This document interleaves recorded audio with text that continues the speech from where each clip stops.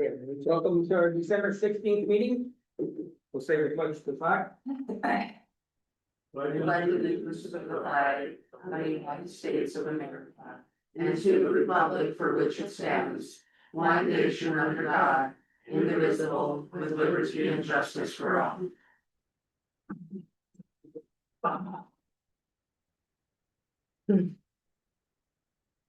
Additions to the agenda, Amy, No, I'm not even, so no. Denny, I keep thinking we should revisit this Holly or Mattocheck Dam closing with ice fishing coming up. People out there with their ice capsules right now, you can't stay legally. Maybe have some discussion on it. is that up to us or the water board? Well, we kind of made the decision, they're going to close it. I thought it was The them. water board did, but Yeah. I think we have an answer from Ron on that, so if you, I think if you wanna add it to the. Sorry, I'm not chairman anymore, I can't to back up. We'll put it on. Paul, Nothing. Christie, Nothing, Christie, no, we got long enough one anyway. Looking for a motion to approve the consent agenda and additions to the agenda. So, I'll Amy, second. second, Christie, all those in favor say yes. yeah, Yes. Right Oh, here. wait. Motion carries. Employee time. Ron, nothing, okay. Lost County Fair Building, Brad.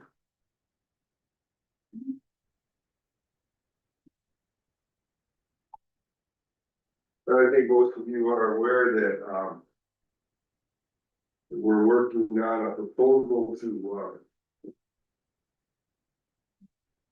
build a Walsh County Fair Building to the east of the arena. We had a construction engineer come in here, about a year ago. They looked at the building and, his assessment of the building was it needed repairs very soon. We started chasing down what this might look like and what it might cost. Consulted a couple of my construction buddies and you could go back into that building and take a chance and tear roofs and jack up cracks and do that, but I've got a friend who did that, a lot of that in Seattle area for 20 years, and he said, once you rip in an old building, it's a nightmare. It was suggesting we didn't do that. So now what we drew up some plans, and Paul has them over here. On what a newer building might look like and what a newer building might cost. This winter, a group of us fairs went to the legislature to try to get help to deal with some of our fair issues around the state. Made several trips to Bismarck and we were successful. There was $1.5 million through a fair, ag fair, rejuvenation grant that's run through the Department of Agriculture. We got $100,000 out of that, which was the top amount awarded. So I guess we told our story at the fair. Now, the bad news is, or the good news, the bad news, however you want to talk about this, is we're looking at probably a minimum of $2 million, Paul. 2 to 3. Now, with that $100,000 comes a couple of attachments. Number one, we have to put a third of what do we have to do? We have to have a $6,000 match, was that it? Yeah, half of it we had to match. So, and that money, so that's 150, we do have that money in our account. This money from the state of North Dakota needs to be spent by July 1st, 2027, because that's my period. So we've kind of been pushed a little bit to move this thing down the road, okay? So our committee has been working for about 4 or 5 months off and on, trying to put this together. Now, we got our pledge sheets. We're about ready to go public and ask for some support. we're not asking for anything that we haven't already got from the county, okay? So we're not coming to you for.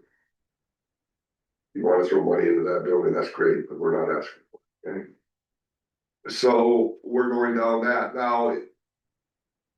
At our last fair convention down here on South Dakota, I asked the question, how many, and I was president, so I even had a roll call vote. About 80% of the fairs in North Dakota and South Dakota are 501c3s.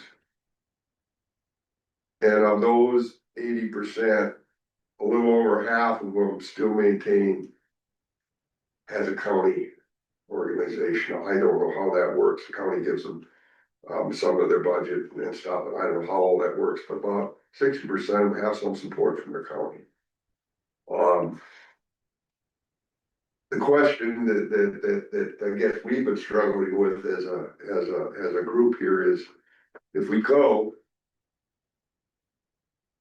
I don't know if we can legally be a 501c3 and be connected to the county, okay? Don't know if we can do that, okay? Now, if we stay with the county, say the Brumman family wants to give $10,000, Brumman family probably is not gonna give that off their taxes. We're not a 501c3, because I don't think giving money, as much as I would like to hope that you could give money and get tax benefits by giving it to the government. I'm not sure that works. So here's where the dilemma that we've fallen into. And I just wanted to. I guess our goal here, coming here today, is just to see what your feelings might be, whether we're struggling with just remaining with as an organization of the county. As we have, and maybe see what we can do trying to get this fundraising money. Or whether we want to, I guess if we would leave, if we would go off on our own and become a 501c3 and separate ourselves so we could do that, we would. I know that you can't speak for future commissions. So that's our heartburn there, is if we do go off on our own and do go 501c3 in the future, we may be. So I don't know how you would feel about supporting a fair board that's not directly in your control or in your portfolios. Okay, that's the other question. It's a pretty convoluted deal, I realize that, because I'm still struggling with it, okay? But we are going to try to go out and start asking this winter league, we gotta give them one. And one way or another, we have to make a decision. Paul is our, maybe the spokesman, because, but he is our president of our committee. Paul, I won't monopolize it, I think I laid it out. One as well. So, I don't know, we got, Luke Wilhagen is on, Kim Munson is on the board, Trevor Knudsen is on in the group, Lori Zaretka has been helping us with, some of the grant writing. Sarah Hart is, been assisting us a little bit with some of the possible tax ramifications, might I add. And I, of course, I'm on the committee, I don't have to be, but I guess I am. But, good. You guys are both Cavalier County too, right? Cavalier County or which one? Not at all. I don't So, know, county fair stands on its own. But they exhibit to the. Nope. No pay anymore? Okay. they were part of, they did get some money out of that fair grant. I think they got $30,000 or $40,000, don't quote me on it, but I think they did get some money, I believe, out of that fair grant. Devil's Lake got a pot of money, Grand Forks didn't get a lot. I think Nelson County doesn't have a fair, Cavalier County doesn't have a fair. Oh, You talked about other counties who have done this. Do they still get contributions from their county then? That's kind of a mixed bag, okay, some of them do. I would say 60%, just a rough feeling, I think about 60 of them still maintain their help from the county. So it must be legal. Well, you know, I don't know how they do it, but, I think the county gives, I think their county just give them so much money. Go and do great things for the fair type of deal, it's what I think how that works. But it's not a, They're not legally, yeah, and I don't know how that works, and I didn't have time to sit down and do that. But if we could make that work, that would be my choice, stay within the parameters of the county. And still give the people who wanna contribute, like the Brummel family, that tax break. For contributing that $10,000. Christie? I just wanna clear something up, so when. If you're talking about putting up a new fair building, will that be standalone or will that include the hockey again? Right now, we have no plans, we have no plans to be with I. Okay, and then I just like to clip, there was an article in the paper, I don't remember who wrote it, but it was something to do with. It stated in there, they were talking about the new hockey, I believe. The new community Skating. building, yeah. And they stated in there that they have to do this because the county commission condemned the building. We Correct. did not ever No. vote to condemn the No. building, that was inaccurate. It was plain wrong, so I just wanna make sure that everyone knows that we never voted to condemn this building. This is something you guys are choosing to do on your own, correct? Right, the building was never condemned. Never condemned. The engineer did not condemn that building. Right. Luke and I were there. We got the paperwork. That building was not condemned. That's fallacy. But it's a good selling point to the public, isn't it, to say the Well- county commission condemned the building, we have to put up a new one. Sure. Yeah, right, so I just wanted to get that out there, that was false. That was absolutely false. There's been a lot of. Let's just say, a lot of misinformation, I won't call them lies, but misinformation floated around. Mhm. And that's unfortunate because I've been trying to speak the truth as I know it. The other question I had was, do we know, I don't remember, how much do we usually give? How much does the commission usually give to the fair a year? I just. I think it's around 20,000. I was gonna say, It's not, Right huge, around 20,000. right, so it's not huge. No, So you'd like to see if you guys go out on your own and we do would this, like to see that. that we continue the 20,000 if Do that, possible. we're gonna have to. You know, you put up a building, you gotta fix it. costs money. If you don't fix it, then you know what happens, you're not done. Part of the problem of putting up a new building, everybody forgets how you're gonna run it afterwards. Right. That's what you gotta look in the future. No, we've got several, Lori has been doing some work for us, we've got several sheets. On things that we could use that building for, on the off season. But you're absolutely right, we have to find a way to keep that, to cash flow that building, to keep that building useful to the community. We have to. I always use the Ralph over there in Thief River, they got it for nothing and they almost closed it because they couldn't find the They funding couldn't to maintain it. Yeah. Maintain it, right, you're So absolutely you gotta be careful. Okay, Amy? Brad, can you just clarify the grant that you received? That was, I happened to see the poster at the fair and that it was for architecture, like, was the grant money had to be designated to something in particular? No, the grant money. The stipulation on the grant money that it had to be used for the improvement of a county ag association fair. Building or project, so it could be used for architecture, it could be used for setting up, doing the dirt work. There's also, like, if the county wanted to do all the dirt work, we could use that as our match. Okay.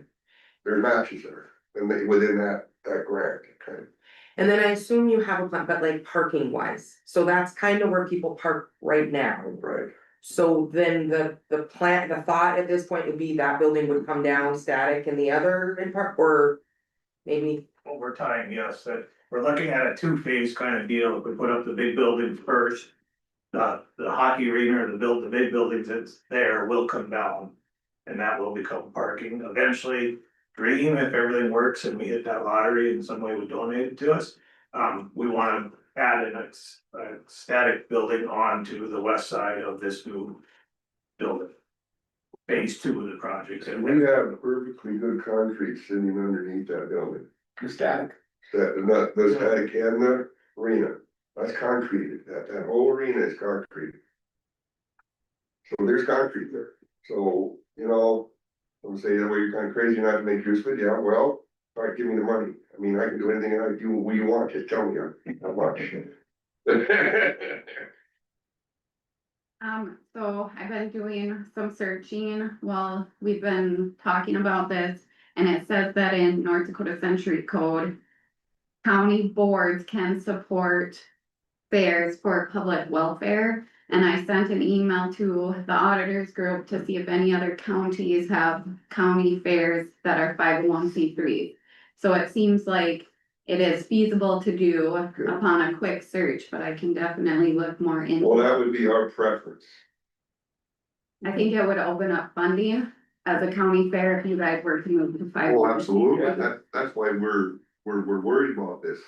I mean, if we get that 501(c)(3) designation, it'll make it a lot easier to ask for money. It is,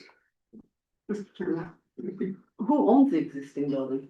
you do. That's what I thought. But you guys are talking about, It's not Brad Drummond's building, as some people call it. but you guys are talking about tearing it down. Okay, wait, but you guys are talking about tearing it down. Yeah. But we own it. Yeah. So we have the decision, is that correct? Clear that up. You can tell us to go fish too, and tell us we can't put it in the building on your property too, you can do that also. Right, but I'm not saying we wanna keep that building, but I just wanted to clarify that if we had another use for it, we just need to be open. Well, I mean, yeah, the building is yours, the land is yours, all is yours. Right to the road out in front of the school. But if you do all the fundraising on the new building, that would be your building. Well, we would On like, our land. we would like some guarantee that that building's gonna stay there for another 60-70 years. I'm gonna put a million out there.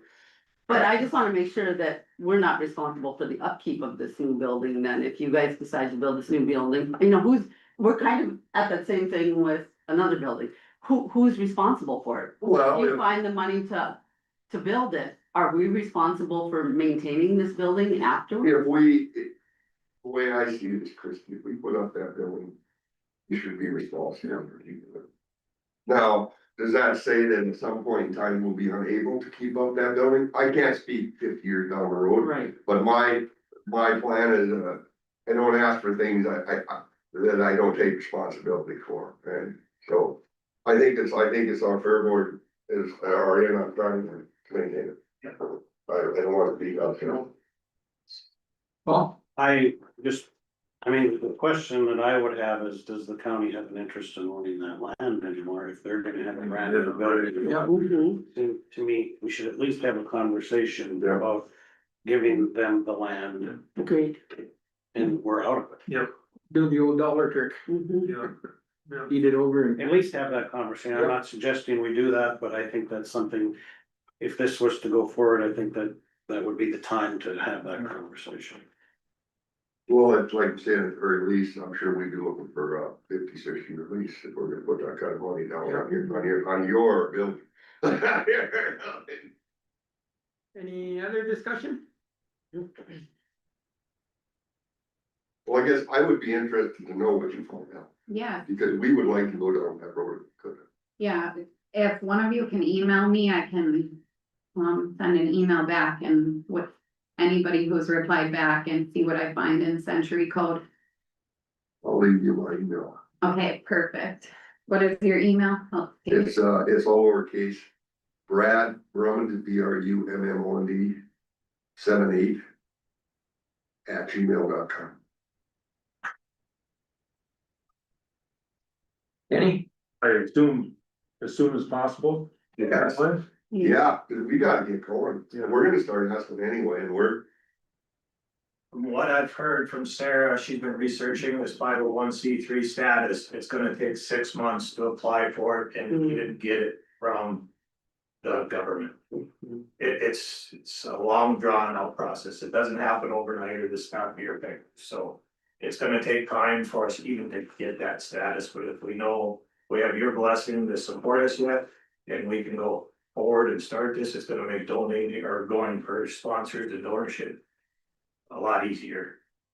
no, we don't have to. We don't have to put this building up by the 27th. July 27th. But we have to spend the money and get started.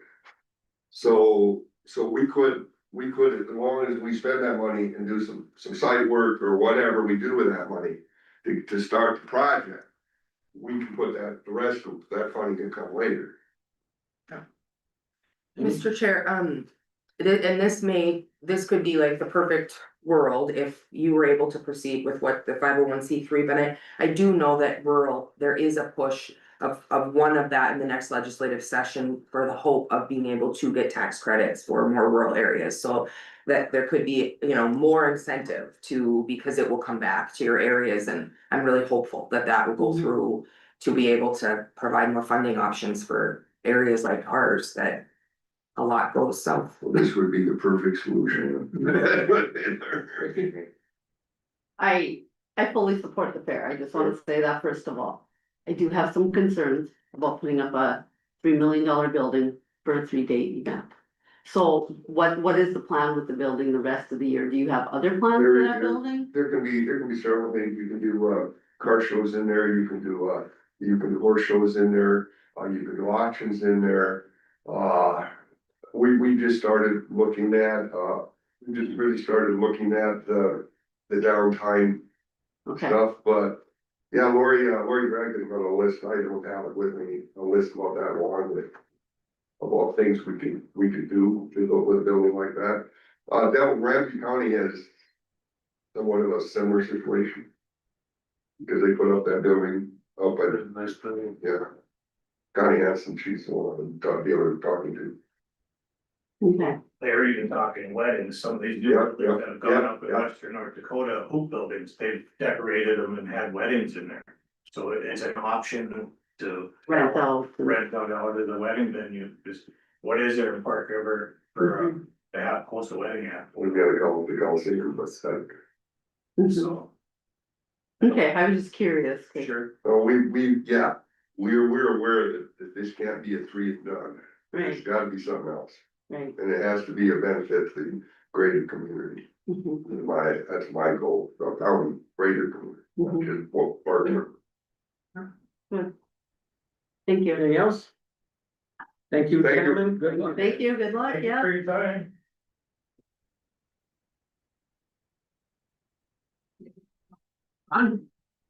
Give it a couple of minutes, I'm waiting for Tanya. Okay.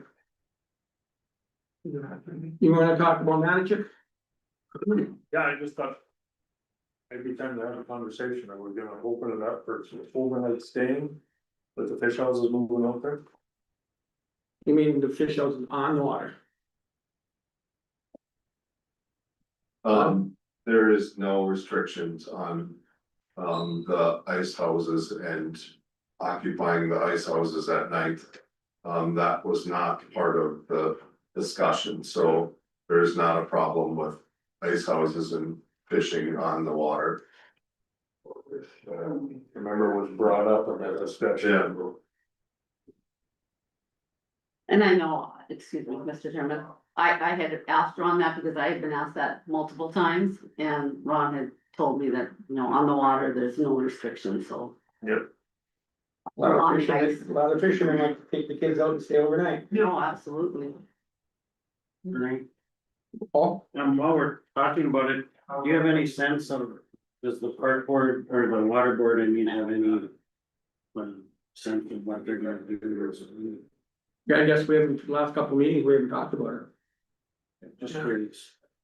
I know they were gonna look at it again. I'll talk to Sarah and maybe put it on the next meeting then. Mr. Mhm. Because it was only for the 2025 season, like it dissolved, or it was until No one was closed. No, it's full, indefinitely. until reopened, Yeah, basically is where I'm. yeah. I think they left it open that they would look at it in the future, but. At this point, that they were gonna have it closed, yes. Was there any problems up there after we closed it? No, because nobody was up there, yeah, Well, you never know. So, yeah, no, there not was, everybody reads something. no, we did not have any issues. We had people come up and fish, but they left, there was no issues with that. Good enough, I'll talk to the water board and try to get it on their agenda next week or something coming up. They got a lot of issues starting to come up now.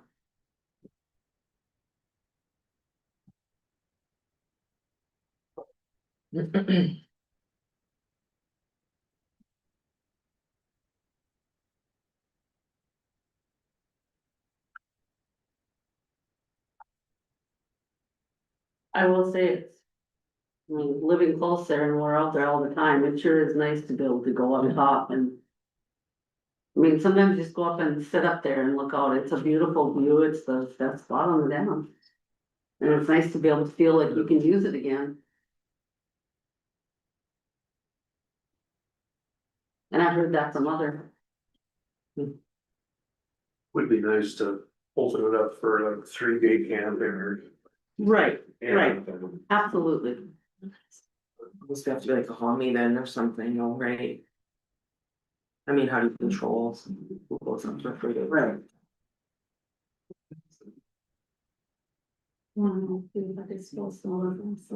Yeah, we could. That's way at the back of the packet. Second to last Okay, page. we're gonna do the resolution of disposal of assets. You just- Oh, this- You got it. Yes, so this is for our 2022 audit. There were a couple of assets that still showed up on the books when Bailey was going through the general ledger, and I spoke to Ron about it, and they were all impounded cars that we had given to Russ's for scrap. And then one was a 2018 Ford Explorer that we sold. So we just need a motion to approve the disposal of assets on the Walsh County financial reports. So moved. Second. Second, got a motion and a second to dispose of the assets in the Boss County financial reports. Paul, Yes. Christie, Yes, Danny, Yeah, Amy, Yes. myself, yes, motion carried. Thank you, that's it.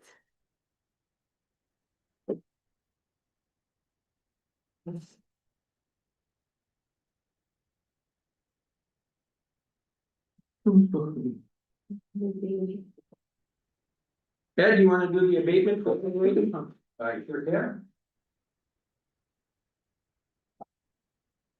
Good morning. Good morning. So there's an abatement application before us today from Kelly Rivers for a residential property in Tiber Township. It was for the 2024 tax year. He feels that the value exceeded the market value. It was valued for assessment purposes at $421,403. He applied an abatement to reduce it to $381,000, which was his purchase price. The local assessor gave me some information on the property, and I believe I supplied you with a few of the photos. It's a one-story home with a quarter finished attic, quarter finished attic with a full basement built in 1995. A one-stall attached garage, a four-stall detached garage, and a shop on the property. The local assessor did complete an inspection, and we found it to be in normal condition for its age with very few updates. Mr. Rivers, as I mentioned, did purchase the property in August of 2021 for $381,000 through an online auction. Closure A is the cost approach to value using the Vanguard manual and depreciation charts that we are using for Walsh County. This indicated a value of approximately $362,000. Tiber Township did approve a motion already to approve the value as requested by the applicant. We can't go any lower than what he requested. So, I recommend that the Walsh County Commission approve a motion to reduce the value of this parcel to, land value unchanged of $16,000, structure value of $365,000 for a total of $381,000 for the 2024 tax year. Do I have a motion to approve this abatement? Moved. Paul, second, second, got a motion and a second, all those in favor? oh, Danny? you have any discussion? Oh, okay. I guess nobody questioned that. Is this Ferguson's? Pete Ferguson place? Previously? Yeah. I don't recall it anymore. Not sure. If you're good with it, I am, I guess. Back on the motion, Danny, Yes. Amy. Yes. Paul, Yes. Christie, myself, yes, motion carries. All right, thank you, thanks, Ed. Thanks, Ed. We're running out of stuff to do. You're killing me, Ron. That's usually my job, yeah. Yeah. Right? Or is it And they go along, you know. Jason, do you wanna start, and then we can just, when he's ready, we can cut you off? Yeah, I mean, you look at things. Well, I've, Wade coming from KLJ for some items too, but just to get started, kind of skip down to the third item on the agenda, which is snow removal. Through the travels and different things I've gone, the townships, falls, state, looking at them, lots of people got the first snow. And everyone's putting it in the right of ways and we're leaving it right up in the top of the shoulder. By century code, that's leaving an obstruction, it can't be done, so if it isn't removed, we have the authority underneath century code to renew it and bill you for it. So just before we have to get to that, I just wanna put a reminder up there for everybody.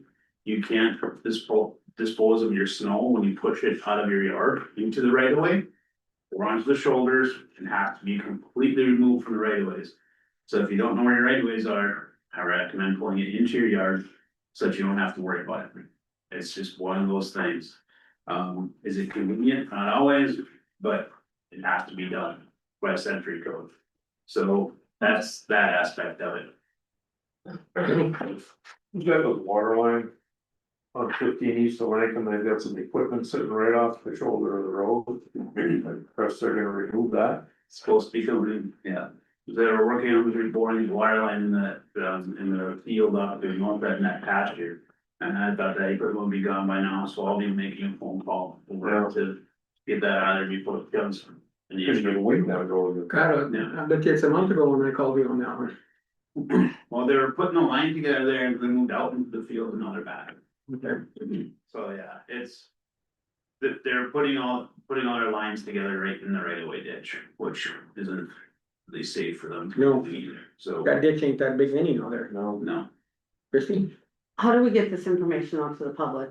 I put it out on Facebook, on there. Should we put it in the paper, do you think, or don't you guys think that's necessary? We've put it out there in the past to remind people, Oh, I can put okay. an ad out in the Yeah. paper to, Okay. in the record, in the press to remind people they can't do it.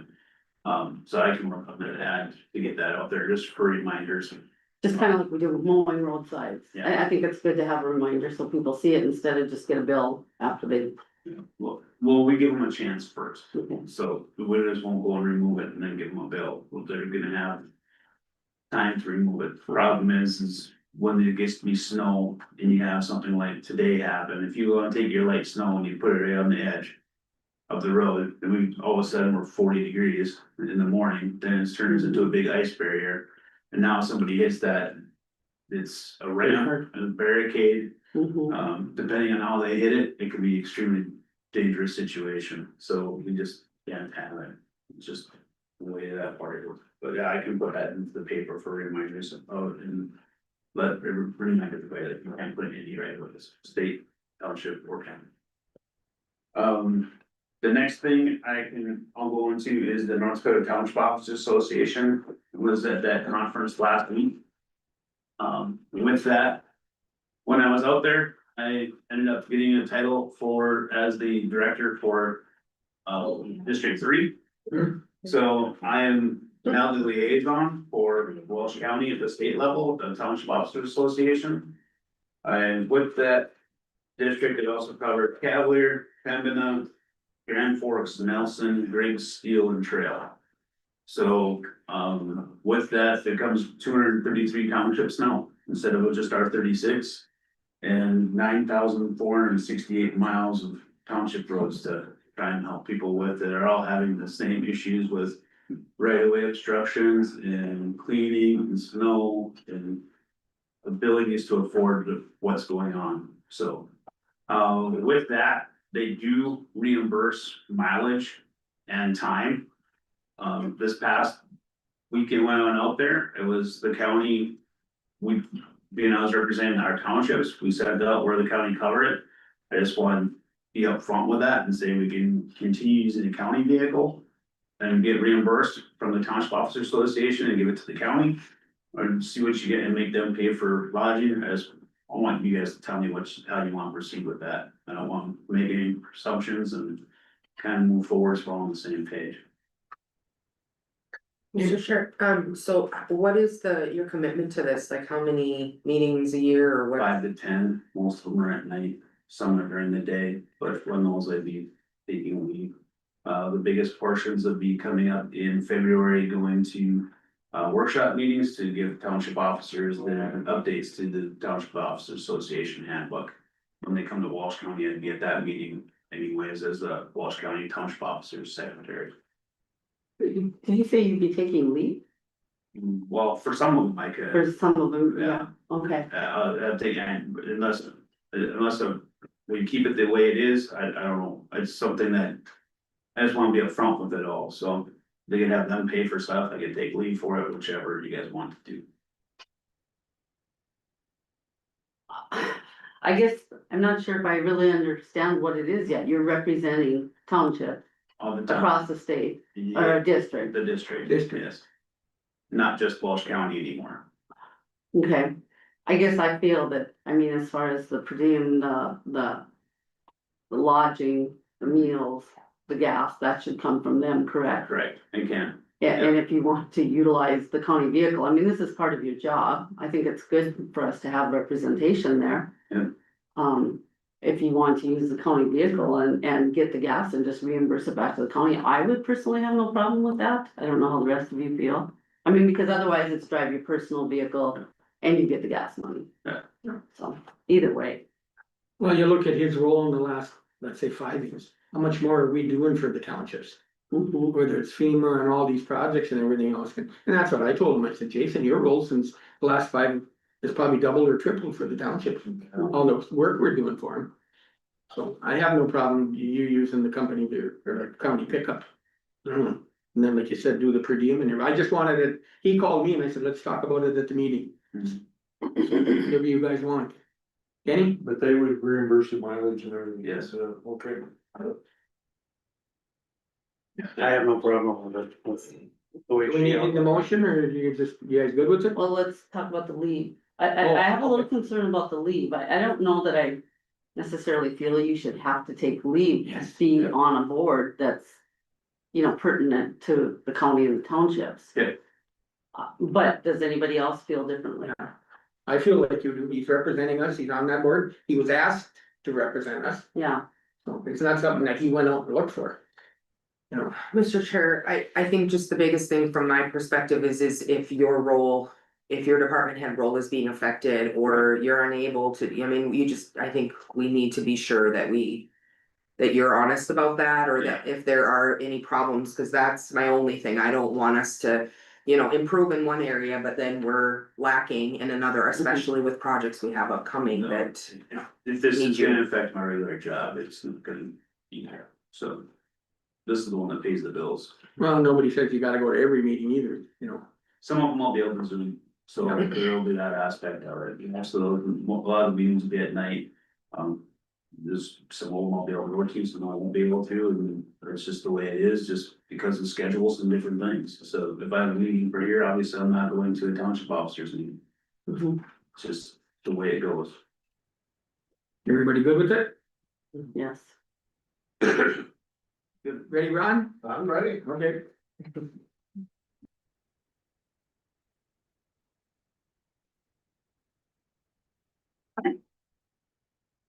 Good morning. Morning, Ron. So I'm here to make a recommendation for our CMR, construction manager at risk.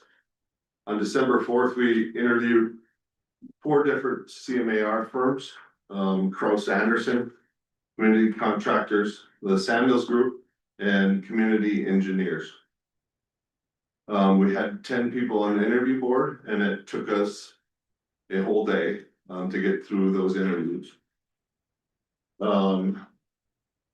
it is, the jail committee's recommendation to hire construction engineers to be the construction manager at risk. And they are from Grand Forks. And I will open it up for any questions for the committee. State that again, construction engineers will, It's my recommendation that you guys hire construction engineers as our construction manager at risk. any discussion? Oh, Just a question, are they the ones that did the Grand Forks edition? They are. Yes. They emphasized hiring local contractors. I think that was one of the things that stood out to me the most. Is getting our local people involved in this project. They do a lot of work. They have done a lot of work in the area and they've done a lot of work on jails, so. We had a good bunch of firms to choose from, but. Construction engineers would be our recommendation.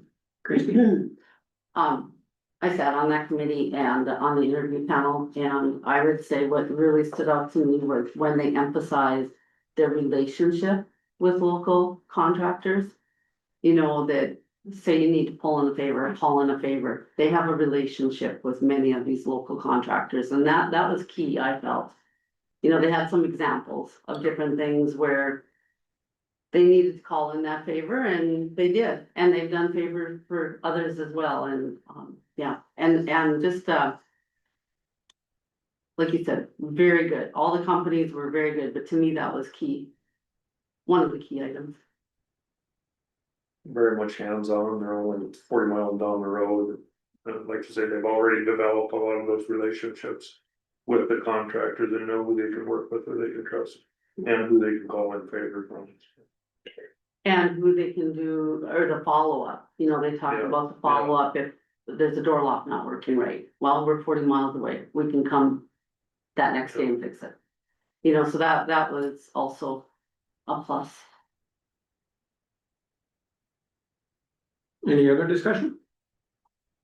Do I have a motion to approve of the construction engineers as our CMR? I will make a motion, we hire construction manager at risk to, what's their real title? Construction engineers as our construction manager at risk. Second, I will second it. and a motion and a second, all those in favor, Paul, No. Christie, Yes. Amy, Yes. Kenny, Yes. Ernie, yes, motion carries. Thanks, Ron. That's all I have unless you guys have any questions for me. I have, Mr. Chair, I have something. Will you have jail committee for your first bullet? That should have been. put As to- part of this? Yeah, that should have been just one. You know, when I'm looking at portfolios and I'm looking at these committees, I started on this commission 4 years ago.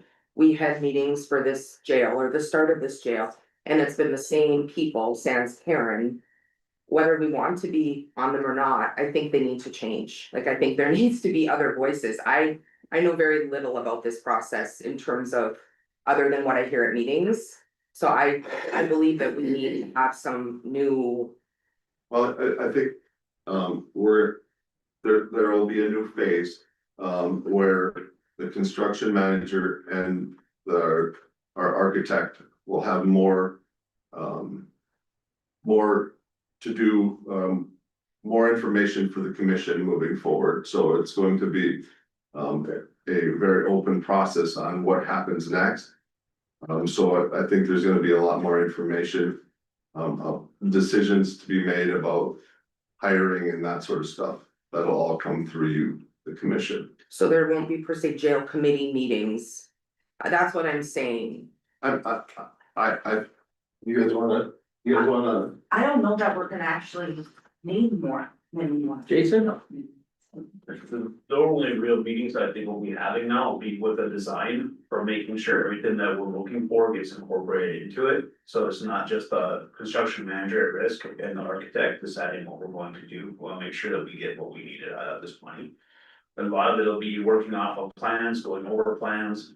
And those things until we get to the point where they're starting to do some of their estimates and different things, but all four companies talked about making sure they're at commission meetings as often as you wanna see them.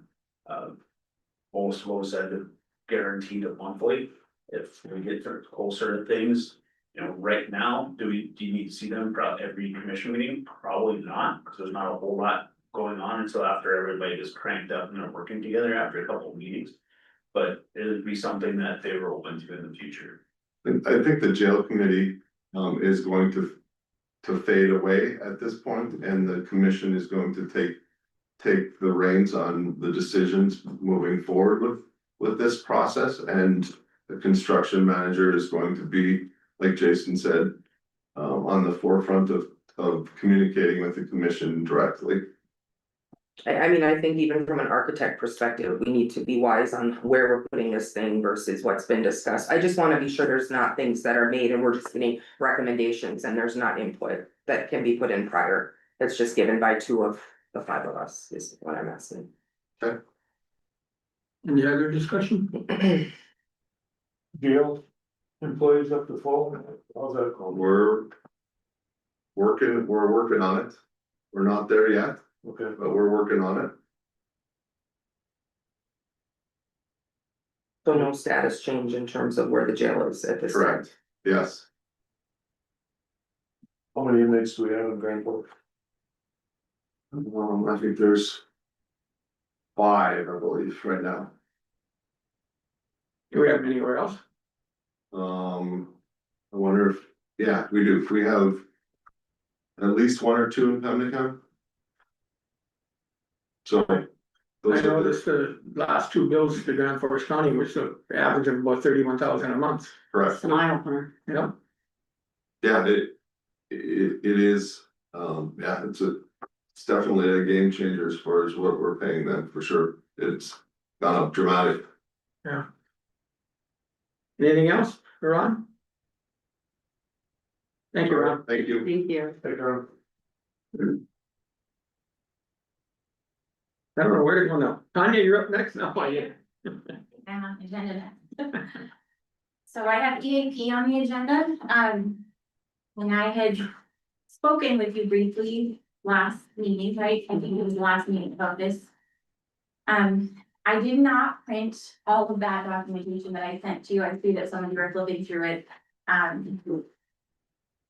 Essentially, the contract that we would put into place is exactly what we had last time, and it's considered a full services contract. So you may recall, I was talking to you last time about how with our current DEP provider, there were some things that we had the assumption were included, like they always were with the village and they were not, and we were paying additional for those services when we have to make a referral or things like that. That is all inclusive with the village contract. We also get 2 hours of training or crisis intervention annually as part of this annual fee. I know Ron's office has had to use that in the past when, you know, or dispatch even when they've had to deal with a really difficult incident, you know, we've brought in that crisis management team. It's just a huge benefit to not only our employees, but the leadership team, honestly, it's really a huge asset. The cost per year is $2,000. I do need to do a confirmation audit essentially of our FTE account, because if we exceed 60, it goes up just a little bit. I wanna say it's like $60 per person above 60. So I mean, it'd be maximum of like $2,200 or $2,300. Cause I did a really quick count with the last payroll account that I got from Anna, and I was looking at full-time staff. I kind of asked her, how do I count elected people? I mean, that's, you know, there's no way to count the elected officials really, because they're not even considered under Fair Labor, standards as employees technically, not the elected officials. So it might exceed 60 by just a little bit when you look at all the little ones, the little pieces that we have together. So it'd be maybe slightly over $2,000 a year. I still wholeheartedly feel that it's worth every penny personally. Ron? I think the current EAP we have is inadequate and doesn't give our employees the services that they need. Where the village in the past, I believe, does a better job of getting some of the services that they require, so I'm in full agreement to switch. I know at the department head meeting, everybody was pretty much in favor of the village. Overwhelmingly. And I misspoke, it's 33 per person above the 60, sorry. Mr. Chair, so one note is we don't need this, our current EAP or that to be part of what we're looking, because that is currently part of our health. It is, so we're not paying any additional for that, right? So this is something that was included with our health and fit plan. It's just added as like a perk with our premiums, so. We probably are paid, we just don't realize, I mean, Right, it comes, yes. I just think it's not one we look at as needing, so it could Right. impact what we do in the future. I see under 40 hours per year, it says in a contract for services.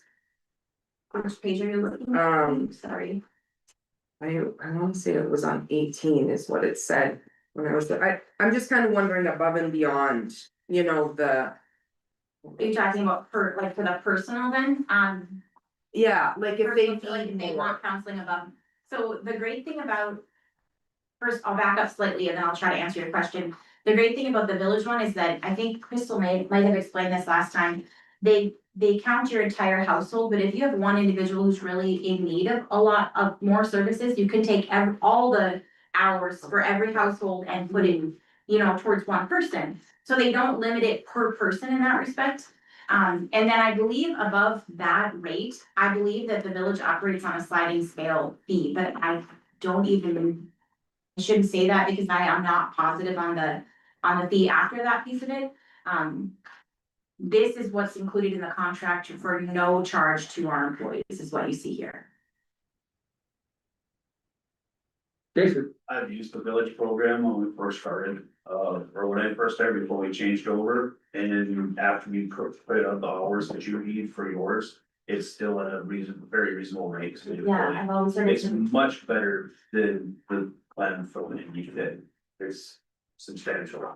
Chrissy? So if we were to switch to village, which I believe what you guys are saying that we absolutely should, but we still have this coverage under ND Fit, what's to stop an employee from going through ND Fit and then all of a sudden we get stuck with one of these big bills like we did on another employee? so. How will we handle that? Right, so Jara, I think her name is pronounced Jara. Jara is the individual that I spoke with at the village. She's like, can't think of her title, but she's like the client services, representative. And she would come and do an on-site orientation for all staff in January. So try to orient everybody with the program. Anyone who's been here a while is gonna remember this because we did this before as well when we had it. So it's a matter of communication for us. Honestly, the EAP through ND Fit, when people have had to access it, it's not easy to access. So a lot of times supervisors or myself had to be involved just to help them access it Okay. because it's not very easily accessible, I don't believe. I guess we've been really disappointed honestly overall. So, and it's not local providers, I was assisting one time and I ended up on the phone with somebody way out on the East Coast. And then they were like, well, let's see if we can find a provider in the valley. And it was just very cumbersome. So Okay, I'm not too concerned about that. That's a valid question, but when we ended up with the large fee, it was because we initiated a referral. yeah, And so all of our supervisors are gonna know that this is our referral service now versus Okay. that one. So that's where the extra fees came in. I was just concerned about, say, a newer employee who comes in and who Yes. maybe doesn't wanna admit that they wanna use the service and they just call in and. Absolutely, no, that's a fair question. And another thing that I always have liked about the village is that employees who leave the county for any reason, whether it's on their own free will or not, still have access in 3 months after they're gone. And so I always find that to be beneficial because, that's something that we can share with staff as they're leaving, especially if they're leaving under unfortunate circumstances, whatever that might be, right? So. Crystal? Yeah, so in our department, and I'm sure in other departments, anyone who's ever kind of decided that they wanted to use our EAP for personal reasons, doesn't keep the email from when our benefits go out at the end of the year, don't know what, you know, who do we contact? They always go to, you know, the department head or the assistant and we reach out or provide them that information. So I think as long as we all have that information that we were providing in the village rather than NB Fit saying this is what we want you to go to, this is gonna be better for you, it's gonna cut down some of that miscommunication as well. And we do get a utilization report annually as well, so we don't ever get names, they are huge on confidentiality, they take it extremely seriously. So we never know who is accessing the services, but we do get an overall utilization report, so we, you know, we will know that, you know.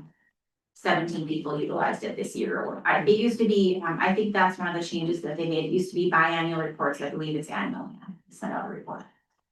I found what I was talking about, so this actually has to deal with critical. Which is kind of neat, critical incident stress management services, so it looks more like it's like a supervisor training. Yeah. So 2 hours of training or crisis response services for every block of 100 FTE. Yeah. So access to 48 hours of tailored training services each contract year, Yeah. so that. It's excellent, Could like be we have nice. utilized that and found it to be super helpful. They used to, pre-COVID, you know, a whole lot changed after COVID. Pre-COVID, they used to offer to be on site for 2 hours of training and we could tailor that training to whatever we wanted. So there were years, I can't even think. Anyone remembers what some of the trainings we offered, but we would offer that training on site for all staff. Some years we tailored it just for supervisors. They have a whole catalog of services that we can access. And so we were able to say, hey, we want training on this year. And they don't do the on-site anymore without an additional fee. They will, but they charge us mileage for that now and stuff like that. So but they have a lot of online too, so. Well, I would make a motion that we go ahead and hire the village for $2,000 a year. Starting January 1, 2026, for our EAP services. You wanna, in case it goes over? Or in if, whatever the According to the contract FTA is. account, yeah, it would not be much over, but it may slightly be over. I need to work with Hannah and get a really updated, payroll report so that I make sure I give them an accurate count for our FTEs, Do I so. have a second? Second. Got a motion and a second that we move forward with the EAP services? Christie, Yes. Paul, Yes. Amy, Yes. Danny, Yes. myself, yes, motion carries. Thank you. I will schedule the orientation sessions then for January. I mean, I would assume she made it clear that they could make it effective January 1. She said, as long as it's okay that I come in like the first or second week of January to do the orientation sessions. I thought that would be fine, honestly, so. Okay, thank you. County administrator? Yes, Ernie asked if we could put this on the agenda. I don't remember, I know Paul, you weren't here, Amy, you might have been when we brought this up last time. I did, you weren't here either, okay, I couldn't remember at what point that came up. Prior to hiring our previous auditor, Christy Gravel, we did advertise for county administrator position. We did not get any acceptable applicants that we felt we could move forward with. And at that time, the commission chose to switch it to just the county auditor. And so Ernie asked to put this on the agenda. I know you discussed it at budget time. Budget. So Can I ask, oh, excuse me. Yep. Was that auditor or treasurer? Was it prior to Christine Cobell? It was auditor? it was auditor I because was then we thinking ended it up was hiring. treasurer. No, because it was when Chris Moldy retired. Yep. And we, I was here. yep, I think I don't know, I wanna say loaded it up so much that it scared some people. because I think No, no, we had a no. combined county Yeah. auditor administrator at that time, if I recall. Mr. Chair, which it shouldn't be. I have job descriptions of auditor and the county administrator, and they are not the same position. I mean, in thinking that those two are gonna combine, I have had a meeting recently with the city administrator and he's looking at me and he's like, why are you here doing this? This is a great, I'm like, well, who else is gonna do it? I mean, are we gonna send her over to sit down with the city administrator on an issue? There are things that are happening that should not, that we maybe don't need to be a part of, or we shouldn't be. There are conversations that are not happening because we don't have someone that is delegated to do county affairs. I have a whole job description. I've gotten a county one of the county commissioners from Grand Forks. I get it's on a different scale, but it doesn't change what the job description is. And I've told Christina, I'm like, this isn't a threat to your job. At the end of the day, if you look at the job descriptions, they're very different. And I believe we are missing the mark on several issues in terms of collaboration, communication, countywide, by not having a position to help in HR, to help, I mean, just the mentality that we don't need them. I just very much disagree. I guess I told her to put it on, we talked about it and I figured if we're gonna do it, let's move forward, and if we're not, then we're gonna scrap it, but. Going and walking around the building the last couple, 2-3 weeks, and I've sort of asked that. It's a mixed emotion, some want it, some don't. And the ones that want it are really passionate about it. So, I don't know the right answer, but I figured, you know what, if we're gonna do it, let's move forward and start discussing it. You know, who knows, maybe we can't afford it, I don't know what the market's gonna be on one. And that's just the little things that I figured, you know what, let's start moving forward, and that, if we hit the brick wall, then we'll stop. But to me, I think it's something we should look at. So, that's why I asked, Tanya to bring it up, so. Paul? Perhaps we should have Tanya work on a job description Yeah. and, you know, some kind of a salary study or something as a starting point, so we have a little bit more information about what we're talking about. She had one, she gave it to me and I told her, I just wanted to look at it because I don't know where we're heading either, what we wanna do. And that is old, Yeah, because that was the yeah. original one when we first started seriously talking about this. Probably Yeah. at least 4 or 5 years ago, so an updated one would be important. I look at the last maybe 2-3 years. With the jail moving forward and all the business, and I look at how much work Tanya's done for us. I still think that maybe if we would have had an administrator there, it would have probably been a little easier on everybody. We put a lot of jobs on both you guys and Ron that maybe she didn't have to be. And I always say, it seems like we're missing a cog when somebody ain't here every day that the people can talk to. Communication. I think that's what we're missing, and that's what I'm hearing for some of the people. I don't think they wanna come talk to us commissioners, they wanna talk to somebody else. That's just my get on it when they're talking to me.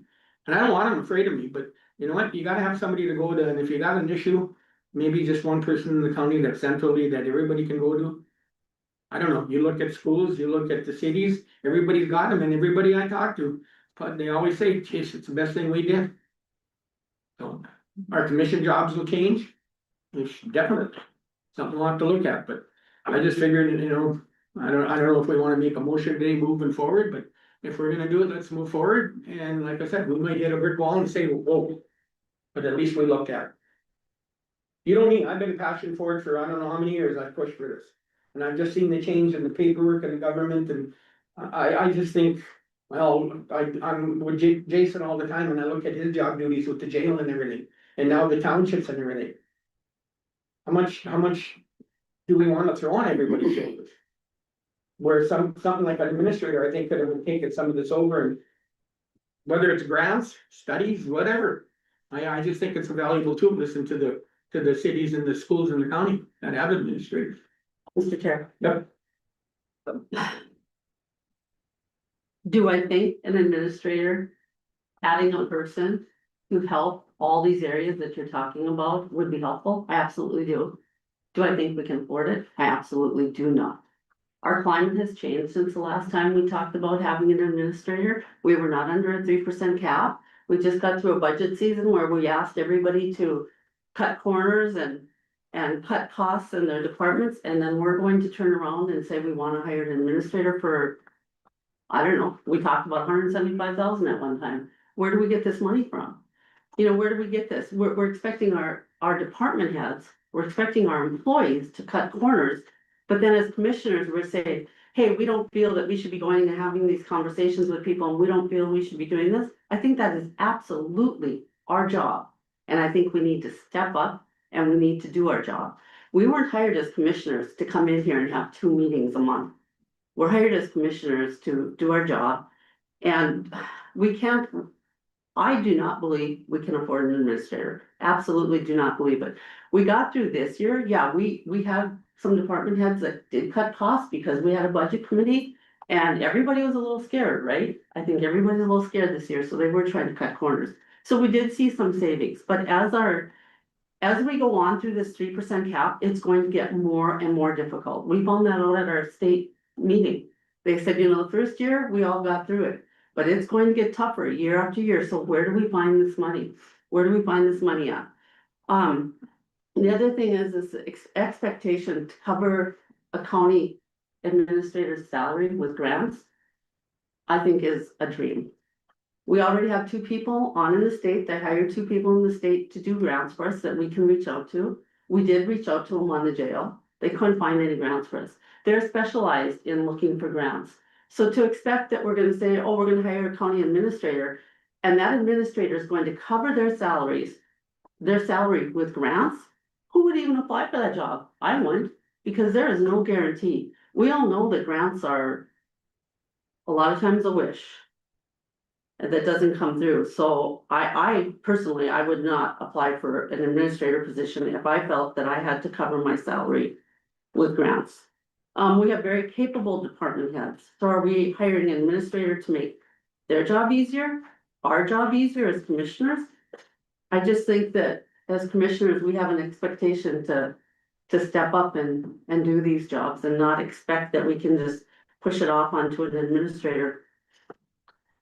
It would take 2 to 2.5 months to fund this. Where are we going to get that? Are we going to expect other departments to cut their budgets even further so that we can hire an administrator? That worries me. We did a 5-year strategic plan, developed with department heads. On that strategic plan, an administrator did not make the top. I don't remember if it was the top 5 we came up with. Things that we wanted to see happen in the county, the administrator did not make the list. And that came from all the department heads. So that tells me that maybe we have a department head out there who is pushing this, who is in favor of this, maybe we have a couple. But from what I've talked to, when I've talked to the other department heads, most are not in favor of it. They said, what are they gonna do? What are they gonna do all day? What will this administrator do? Also, when we had the library issue and with the funding, all the contacts, all the phone calls that I received, the emails, I would always ask, where do you think we should make cuts? And overwhelmingly, the answer was the administrator. They said they heard we had been talking about an administrator and they felt that's where the cut should be made. To me, it's not a cut because we haven't even hired one yet, but they didn't feel one should be hired. So I did ask. The other thing is, you know, with the budget constraints, this year we got it squeaked in, right? 75,000, I think, into the budget for an administrator. I don't see how we're gonna get a full year's salary into next year's budget. This year we got it in because we had some major cuts in the IT budget because it was our off year. 1 year it's more expensive, the next year it's down, so we had some savings there. We had some savings in Ron's department because he listened to the budget committee and he did the best he could, but you know, we do have a new jail coming up, so those savings aren't going to be there again next year. I don't expect that. We had some savings in Jason's department. So I guess I just feel that if we just push it through this year, we're not doing our job I think we need another year to see what the budget looks like next year. This year was our first year with the 3% cap. Let's see what happens next year. I think we're moving too fast on this and we need to take a step back, and I just simply don't feel we can afford it. And is it really needed? What jobs are they gonna do? I don't want it to be easier just for commissioners. Mr. Chair, so as someone who inherited an emergency management or got the portfolio that has a department that's completely, so it's my job to reform a department day in and day out and do it right.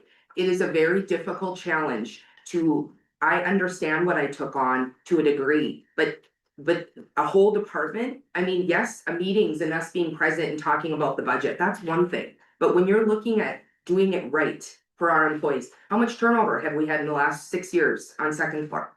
How much turnover have we had? A lot. I believe we need a different path. We need someone, I'm not looking for someone to do my job. I'm looking for someone to work with, to communicate with. I believe that it's very easy, and in some of our department heads, it's fear of the unknown. They don't know. This works in other places. Why are we so scared to try, to see what they could do? What if, I mean, I truly believe our county, we put out fires and we're reactive. It's not how I work. It's not how I like to work. I like to work and see things that are coming and try to be proactive with what we are doing. We are not doing that right now, in my opinion. When you talk about money grants, what if they find us more money? Then what? What if we have like, yes, there's grants, there's opportunities out, but who is looking into those? Yes, for a jail, because that was this big issue. So we wanted them to look for grants. Who does that in the day in and day out? Whose job is it to say, we're asking our department heads to be looking at this, but how much is that happening? I mean, from the end of from my opinion, we are just truly finding ways to not try. And I want someone to work with when it comes to my portfolios, my issues. I am all for putting in the work, but I want to put the right work in and I want it to come out well. And I'm not able to do that on my own. I mean, I think about Crystal and their department way too much. It is extremely stressful to think about a department that is not in a great space. And then the next step, what's the next step? Do I land that on our part-time HR person? Do I just say, Crystal, figure it out when she doesn't even know what her role is? There are way too many things going on that are not, it's not fair to say, oh, just do your job as commissioner. Way too many things. So I just don't know why we're scared to try. This isn't new. Ernie's brought this up. I mean, we did talk about this when I got on the commission. And if we have the budget, then why not try?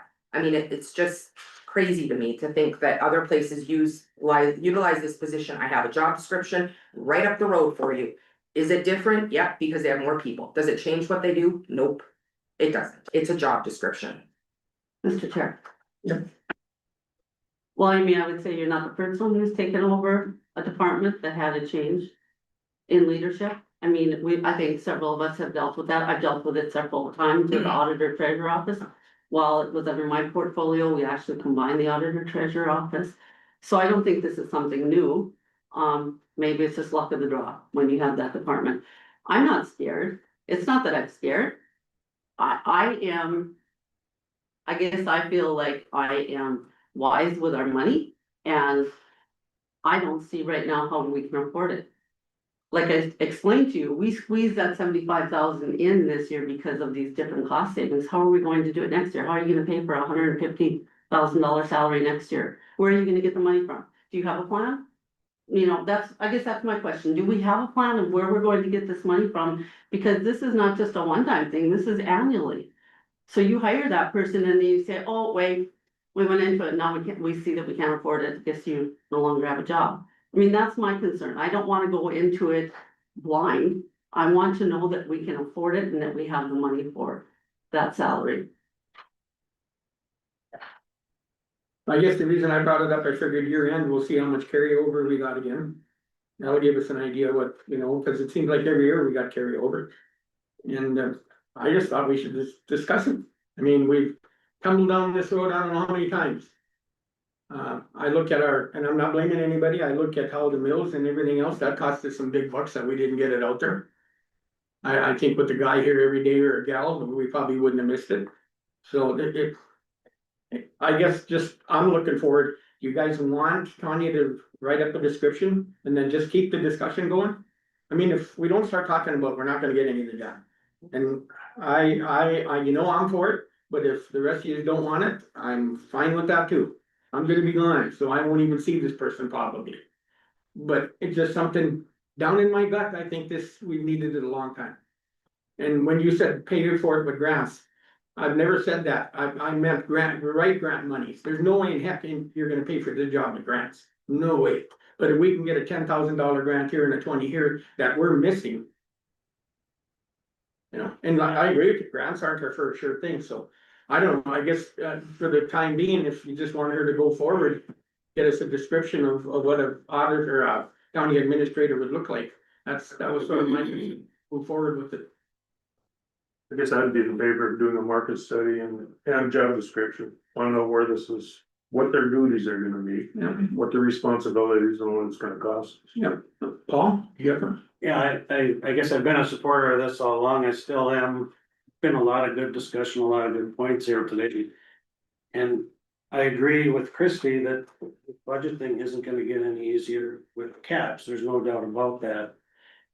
But I think what an administrator brings most of all is a global picture, an overall picture that we just currently aren't getting now. We all have our portfolios, the department heads all have their departments, and I just think there's a bigger picture that's not being addressed right now. And I think a position like this will oftentimes pay for itself without you even realizing it. And those 10 mills would be a good example. If we wouldn't have missed those 10, we did. And like I said, there's lots of blame to go around with that. I'm not pointing the finger at anybody. But those 10 mills aren't on the table. And with someone in a position like this, I think those 10 mills would have gotten picked up. It wouldn't have been missed. That's just one example, and it's a big example.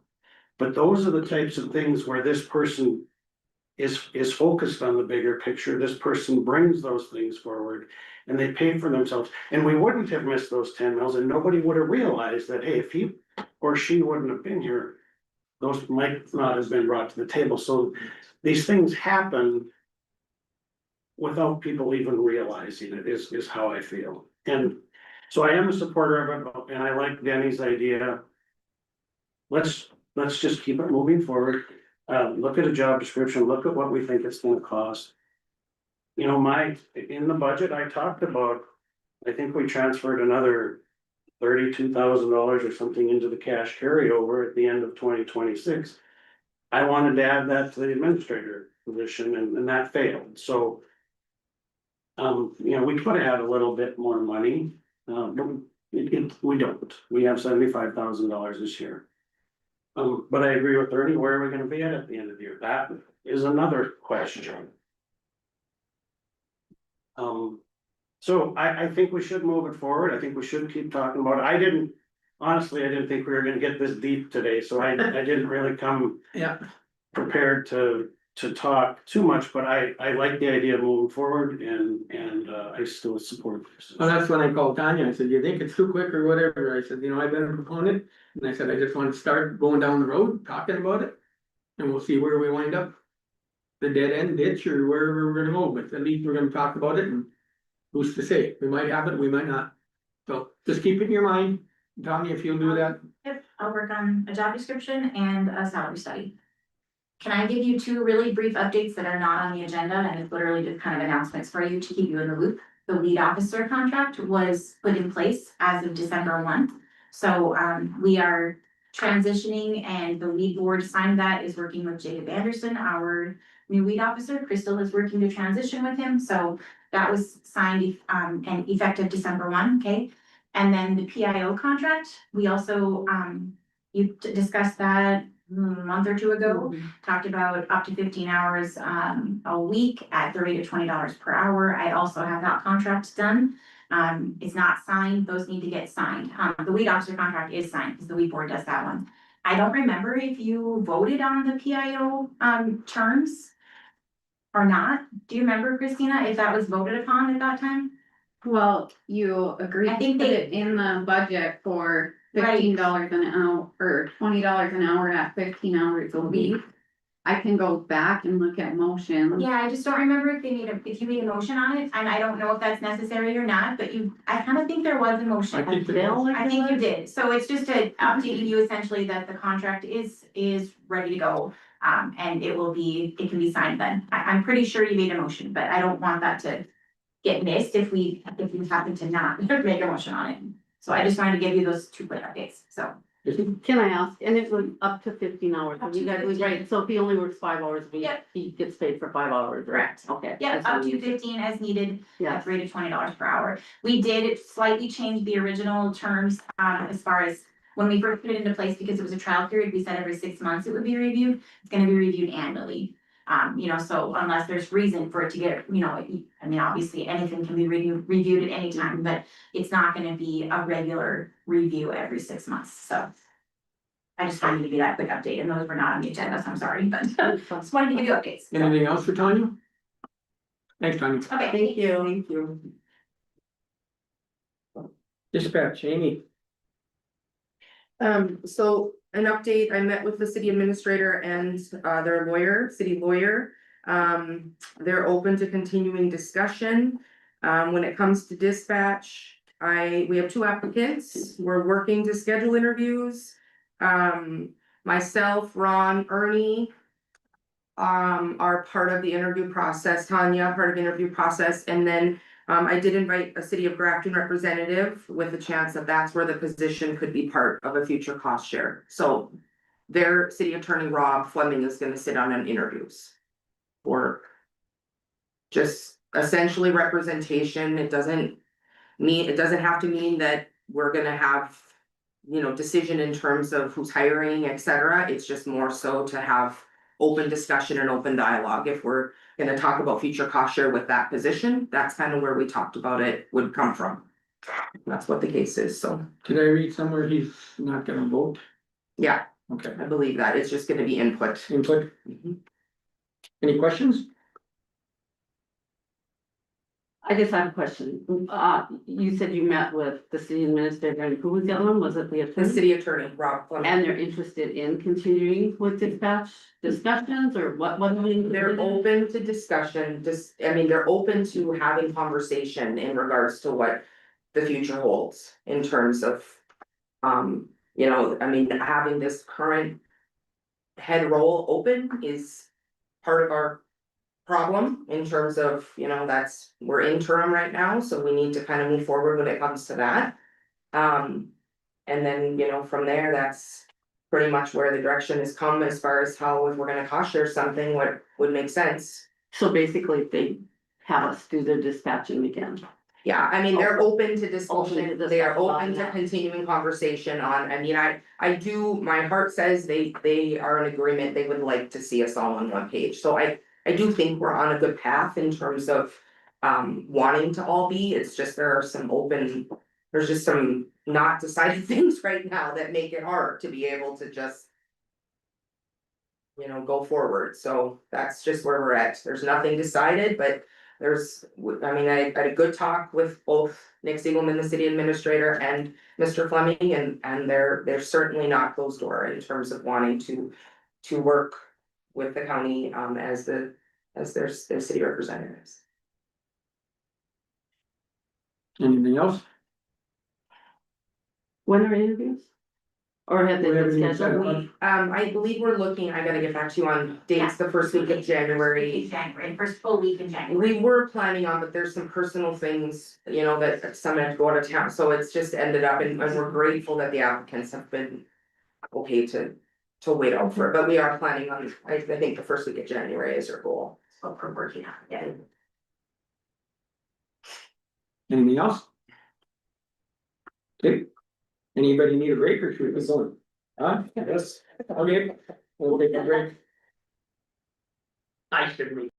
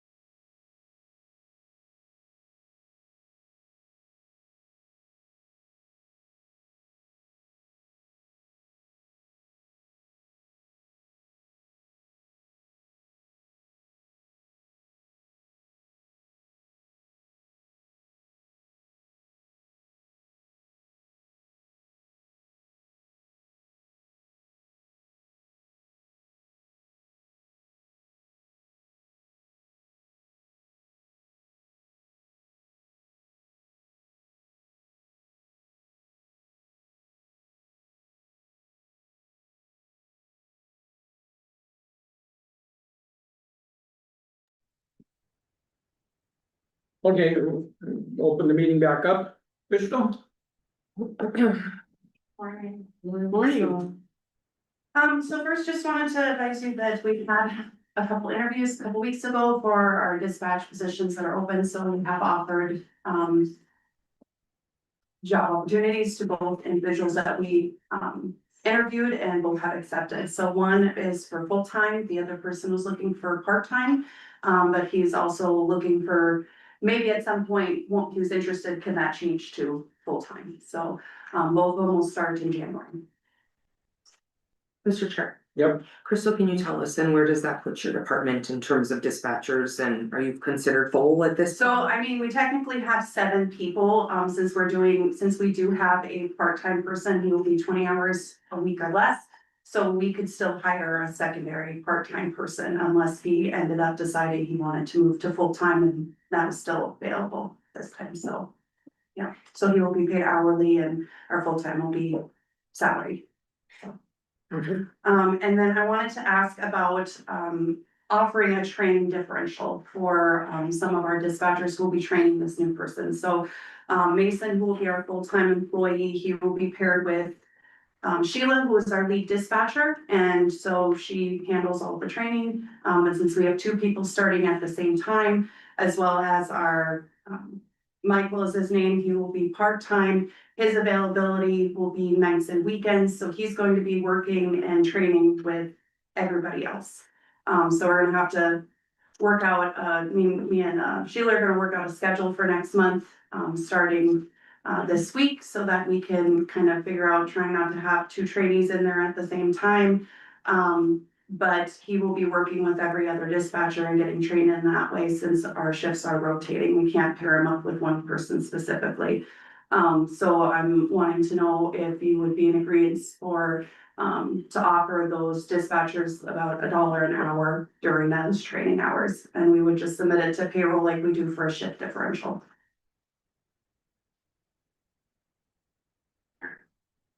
Oh, Ron. I'm not saying that's not a bad idea, but I do see, that will carry over to, the corporals in the jail, the sergeants on the sheriff's office side, so it's just, That not already currently part of their duties, as they have different tiers. So the only tier that we have in our dispatch center is 1 lead. So I guess that's my question, is if you have 2 corporals, would they not be in charge of training? well, okay, and I'm I not don't know. arguing the fact that if, that might not be a bad idea, I'm just saying that the sergeants and then the corporals are gonna ask for that too, is what I can foresee happening. Just a question, I'm assuming that your lead dispatcher normally does the training and that's incorporated in their job Correct. description. Correct. And that can't happen in this case, so you want someone else. Yes, since we have 2 people starting at the same time. Training is normally anywhere between, 3 to 6 months. It depends on how fast they catch on. If we still have Michael in training, since he's only doing 20 hours a week, rather than 40 hours a week, by the time Mason is available to kind of go on his own, then we'll try to pair him up, or Sheila's, as much as possible, so it's less in that aspect. But it's a temporary thing during training, and so it then, it will then continue on after he is available to work on his own. I didn't ask you this, but I'm curious what other county dispatch, that have dispatch centers maybe do, when it comes to training, like that would be something that I would be curious if you could find out when it comes to this, because dispatch is a pretty complicated, and I understand what you're saying. Ideal world for Michael would be that he works 40 hours for how many weeks, but that's not doable when he has another job. He's just doing part-time to pick up nights and weekends. That's a much harder training curve to get over because he's not there day in and day out 40 hours. So that may become one of the downfalls of that side of it if they don't have experience. But I would be very curious to see other counties that have dispatch centers, how they handle training. If there was, maybe if it would be supportive to me at least to see how others do it that work to support, if there is a difference. As far as I know, it depends on the center and how big they're. Most have, people that are designated trainers. And so they just get paid more, I mean, it'd be like, Yes. they'd be a higher. So, I mean, I can reach out to other centers to inquire about it, to bring it back next meeting if that's something you would like. So, just as a comparison. Any other thoughts? Why don't you do that then, Chris, will check on other companies and see how they handle their dispatches or whatever. Okay, yep, I can do that. Thank you. JDA, Morning. I was gonna bring in hard copies, but I understand you already have them, so, sometimes it's easier to look at a hard copy. So I'm here to talk about, the JDA member appointments for 2026. We do this every year, in December, normally to talk about, the changeover because JD members are appointed by the county commission for Century Code. So the letter in your packet, talks about why I'm here, which is to do this. Just a reminder that membership on the JDA board is defined in Century Code with appointment by the county commission, and the board is required to be at least 10 members and no more than 20. There are required positions, 2 township officers, 2 commissioners, a member among city government of each city that's above 500. So in Walsh County, that's 3 cities, Park River, Minto, and Grafton. And then a member of city councils representing the rest of the city, so that's 1 more seat. So in Walsh County, 8 of the 10 required positions, the minimum 10 positions are defined. So then the rest of the members come from that list on the bottom of page 1, which includes at large. And so there's 6 current JDA members with terms that expire at the end of the year, 3 of which are among those required positions, the county commissioner, 1 of the county commissioner positions, the city of Minto, and the city of Grafton. And the city of Minto and the city of Grafton appoint their member to the board, which that has happened. And then there's 2 expiring terms that are at-large positions. Both of them plan to seek another term. And the remaining expiring position is Mary Bodak, who represents Job Service. And there isn't somebody else from Job Service that's available to step into that role. So basically, that position becomes from the other list, which includes at-large. So I don't know if everybody's keeping up here, probably needed a flow chart to explain. But basically the result is we're looking for 1 more member to fill that spot at least. And so at the October board meeting, the board said, let's just put out a, launch a request for interest. So we did via the JDA's Facebook page and the website, and we had 3 people, wonderful, respond saying that they were interested. And so we did a questionnaire, just asking them to complete it regarding their interest in joining the JDA board, their background, their experience. And so if you look at the charts, on the bottom of page 2, basically that's the result of who, we're looking for the commission to appoint. The 4 at the top are the new members. Josh is been appointed by the city of Minto. So the other 3, Augusta, Shelley, and Heidi, are the 3 people who responded that they are interested in joining the JDA board.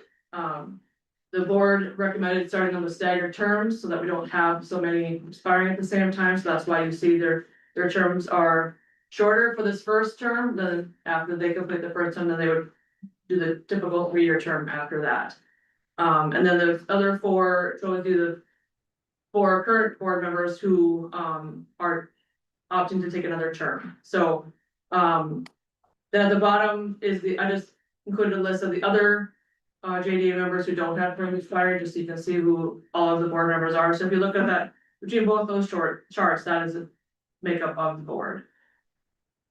So with this, assuming the commission approves this recommendation from the JDA board, the board will go from 13 members to 15, basically replacing 1 and adding 2. And then with the staggered terms on those new positions, then there'll be 5 expiring every year instead of having to somehow got off, don't know how, a while ago. So there'll be 5 members from expiring terms every year.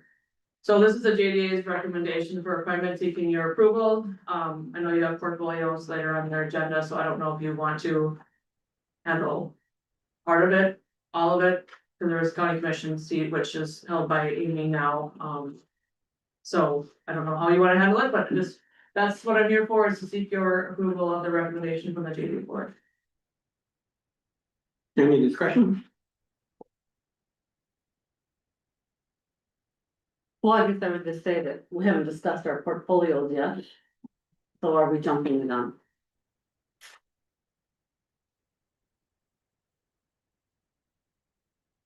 You all look at me first. No, I. Seniority.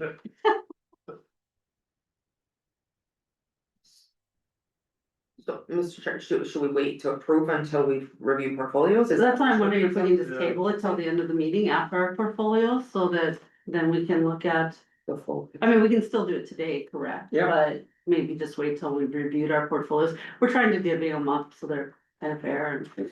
Yeah, I did mention too, I could be on the agenda, I knew you would be doing that at the, around the same time with that, so that's fine if you wanna just do it all at the same time. Is As that- long as I don't forget to appoint everybody at that time, so. And then can we just notify Stacy of it afterwards? You don't. I have to can just sit hang, here. I can just hang out, cause you may have questions about terms and different things, so I can just hang out if you like. Okay, let's wait till we get done with Okay. our portfolios. Okay. Thank you, Stacy. Back to Jason and Wade. Expensive ones. Expensive ones, that's what we do.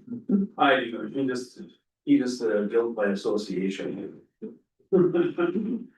I'll just turn it over to you first for your first stuff. Well, to start off with, I just wanna say thank you to you guys. It's a pleasure working with you guys throughout the year. Really is a highlight of all the clients that I work with is Walsh County, so really wanna thank you guys for everything that you allow us to work with you on. Just kind of a recap of 2025. We've replaced 6 bridges and removed 2. To put that in perspective, that's more than the whole Grand Forks district did for DOT. So that really goes back to you guys being proactive. Quite a few of those projects have been designed previously and they were kind of on the shelf, ready to go.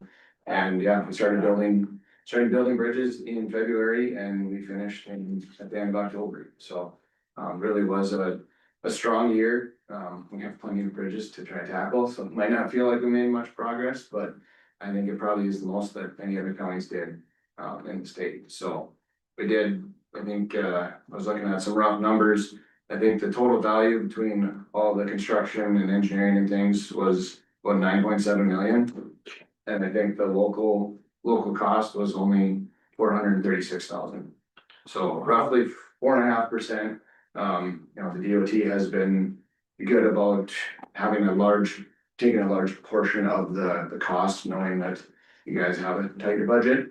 So yeah, it really was shining in 2025. And so yeah, just wanna thank you for letting us help you through that process and hopefully we continue to win projects. And yeah, I was hoping that we'd have flex fund notifications, but as far as I know, we haven't seen any yet. But there'll be some we'll give them for a couple of weeks here. That goes back at you, Wade. Thank you for everything we ask, and sometimes it's awful quick we need it.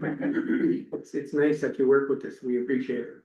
And Jason as well. Yeah. Appreciate it. It's great to have Wade and his staff here that have the local knowledge and Wade's expertise in the bridge in our pocket when we have the issues that we do have for the bridges. So it's really great to have that relationship where I know it's just a phone call to get more expert opinions and lots more of them than what I have. So it's So now if you cut your inspection cost in half, we could probably work with you on the bridges.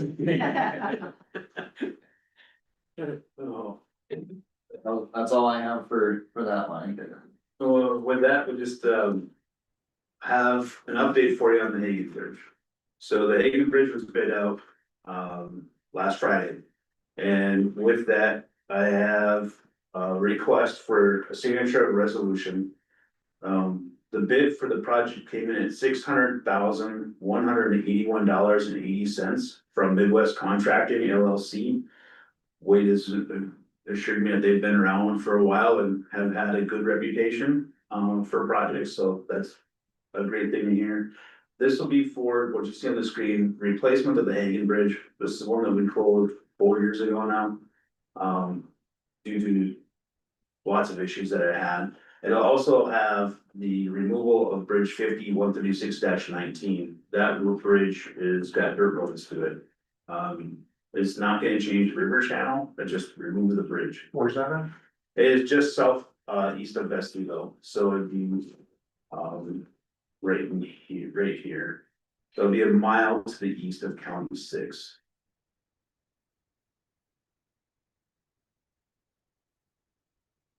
Is that the one by where they have the baseball diamond, or is that too, this is too far east? Oh, South. this would be south. Okay. So the curve for number 8 and 15 Oh. to go to Minto is here. So it'd be a mile and 1 mile and a half south of 15 and a 1 mile to the east of County 6 It'd be east of the baseball diamond, or County 8. So that'd be County 8. east. Yeah, so. Be down there, so it'll be those, the good news portion of it is. This is a BRJ project, which means our cost share is 0. So this would be the ones that we have for. Up for this round, we have 4 more underneath design right now for rounds of bridges that we put together. 3 years ago now.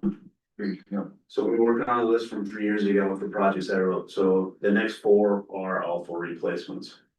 Some will be box culverts again, but just looking for a motion, for an approval for signatures on this resolution to accept if we move forward with the project. Mr. Chair. Yeah. Can you just clarify then, so this project includes removal of that bridge and And replacement of the Hagen? Correct. Okay. All right, Go I'll ahead. make that motion. Oh, go ahead. With a box culvert, Hagen Bridge? Yep. Yeah. Which one? I think it's gonna be a triple box. Triple 12x12. I'll make a motion to approve. Do I have a second? Second. Any other discussion? All those in favor, Denny, Yes. Amy, yes. Paul, Yes. Christie, Yes. myself, yes, motion carries.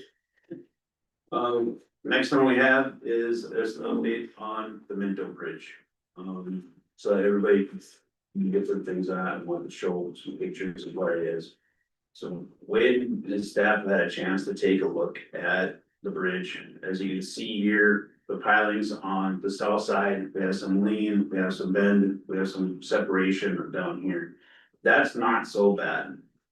When you look at it. The north, however, is the biggest problem child where. With the wood timbers or any. You can see the split here in the piling. That's part of our problems that we have going forward on this. That gives you a better picture of it. So we have 2 to 3 pilings that'll need to have, basically a collar put around them. We think that'll be sufficient to address it for, with Wade, and or is there anything else? So yeah, you can see that the cap is leaning on basically just the back part of it. That's what I believe is causing the split, so I don't think it's rotten. So essentially just need to get and tighten it up and make sure that it's, you know, compressed back again. There's been a few different methods of doing that. Some counties just use culvert bands. Now you gotta make sure you have a high enough thickness of your metal to do that. Otherwise, I know there's been some that have been fabricated by just a solid steel. Just something that can go over it and keep that timber compressed together. And then replacing the cap. Just because there's some splits through it as it's tipped and all those loads go through the middle of it, it's split, so. The beams rate out fine, we got the low rating model from the DOT, and those would not have to be posted. As long as we can get the cap in the pile fixed. One of the things you'll see is there's communications lines or something that have been stapled to the bridge, so those would have to be removed for anything that we're doing. Not sure who put them on or who authorized that, but that's kind of a no-no. So that, I don't know how that happened, but they'll have to be addressed as part of this. We're still looking at some other, at different options. We don't really have a true cost for it. Ryan was out there taking a look at it again today. Biggest question is, can we dig into it to reset that abutment wall with where we are in the season? There's like extra expenses that if you were to go buy a heating system to go in through to thaw the ground to get in there to do it, I don't know if that's where we wanna go or anything like that, I'll have to see what the availability of it is and what the expense of that portion will be. There was also a comment about the structure needing a substructure, evaluation from the DOT. We haven't heard that back from the DOT on that yet. I saw that so they did respond and they said that the main concerns were the items that are causing it to be closed right now, so if those were addressed, they didn't anticipate any problems. So we can address those and be back to a non-posted bridge. So when you say that's on the north side, and I'm just thinking loaded trucks. I can't remember when we were there, if they go up in like a hill and they hit that bridge. Is there something that we can do to maybe so when they come in and hit that? I'm sure that has positive problems of that moving that wall and everything, cause they're, you know, at a bridge and all of a sudden those trucks hit that hill. Is there something that we could do to prevent that while we're doing this? More gravel or build it up or? We may be able to shape some different things on it. What we're seeing, what we know is that's a 14-inch cap, that's right here. We have 14-inch cap, but most of our 14 of the cap that we have is, we purchased it for a bridge already, it's for the Rasmussen Bridge, we had 3 portions of it. If we ordered more, it can take anywhere from 3 to 6 months to get it from when we've been ordering these caps. We've already talked a little bit about just dropping that to a 12 by 12 cap, because we would have it. And it wouldn't change anything, we'd have to reshape the road to adjust some different things with that. Just a bunch of different parts. So that would lower that end of the bridge, which should probably help. Yeah, lower both ends. Yeah. The only downside to that is the elevation of your low beam is obviously coming down, so. Yeah. As far as flow area, I mean, you're losing a couple inches. I don't think they'd be catastrophic by any means, but it's just something that they wanna make sure. Yeah, we'd have to check that. Do you have a rough estimate of cost or don't you even want to go there I yet? don't have one yet. You're gonna have to pull that deck off a little bit. Yes, yeah, the entire bridge deck will have to come off, the gravel overlay, the bridge, everything will have to come off before we can start doing anything, so. Mr. Chair, so, so you're kind of looking at these as far as your crew could potentially do some of these repairs. You know, and I guess I look at from a perspective, if we can repair it with our own staff, awesome. When you talk about the heating mechanisms, I mean, when it comes from the county, if we can't get into there because we have to heat it.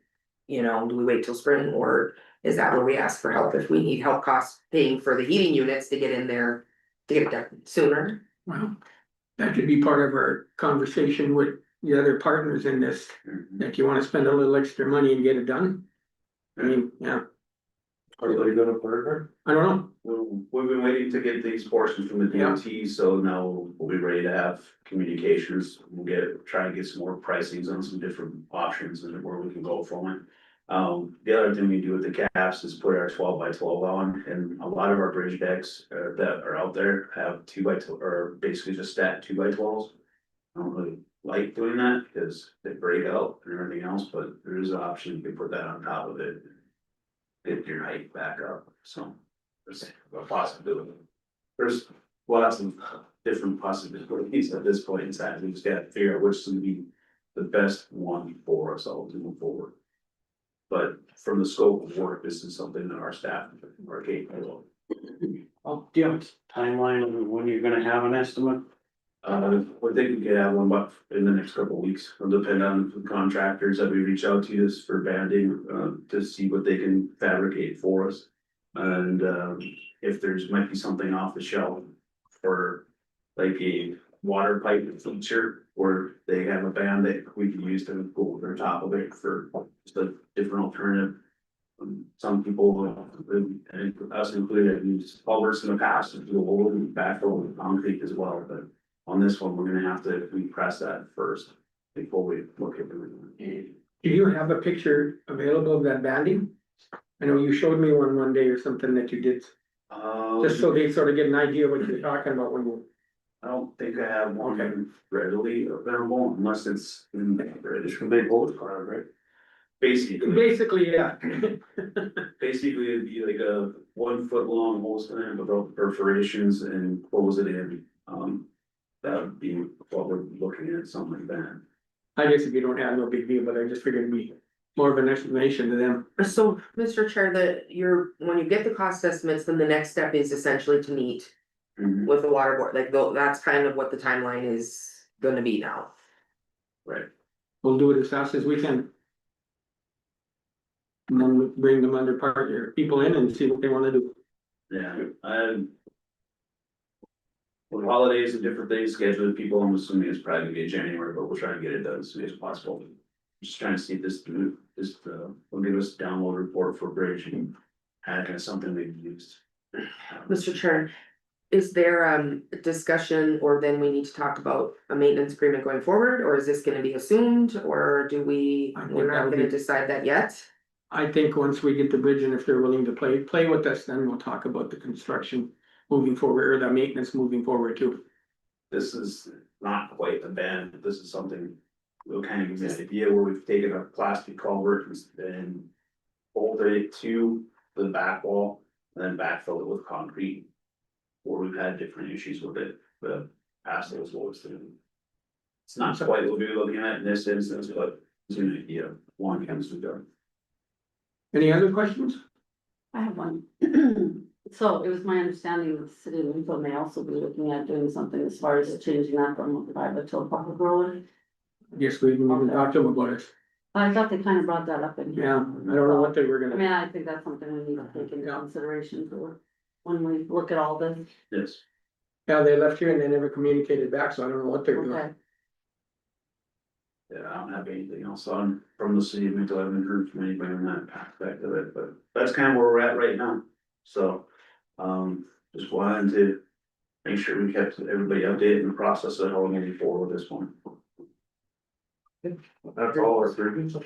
That's all we're inspected, because that's all our bridges are over 20 feet, and the ones in the red are the ones that we don't like seeing. So, with that, for those that are in red are scheduled for 2026 under construction, the design. These two are both closed, one's under design, one's been designed, we're just waiting to see if we get flex funds where we could build it.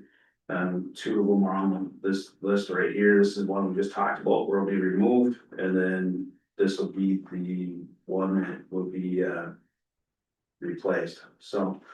Kind of, we're making progress through, so, with what we're looking at, some of these yellows could very well possibly be going to green. We got two projects that we're ordering steel for retrofits for next season, and then a third one that we're just, Ryan was out doing a couple of things for it by Lincoln. That we think we can address this one as well, and maybe be able to get that one back to green. So we're selecting different bridges and going after them, so. I don't like to look so that bad. we've seen a lot of red.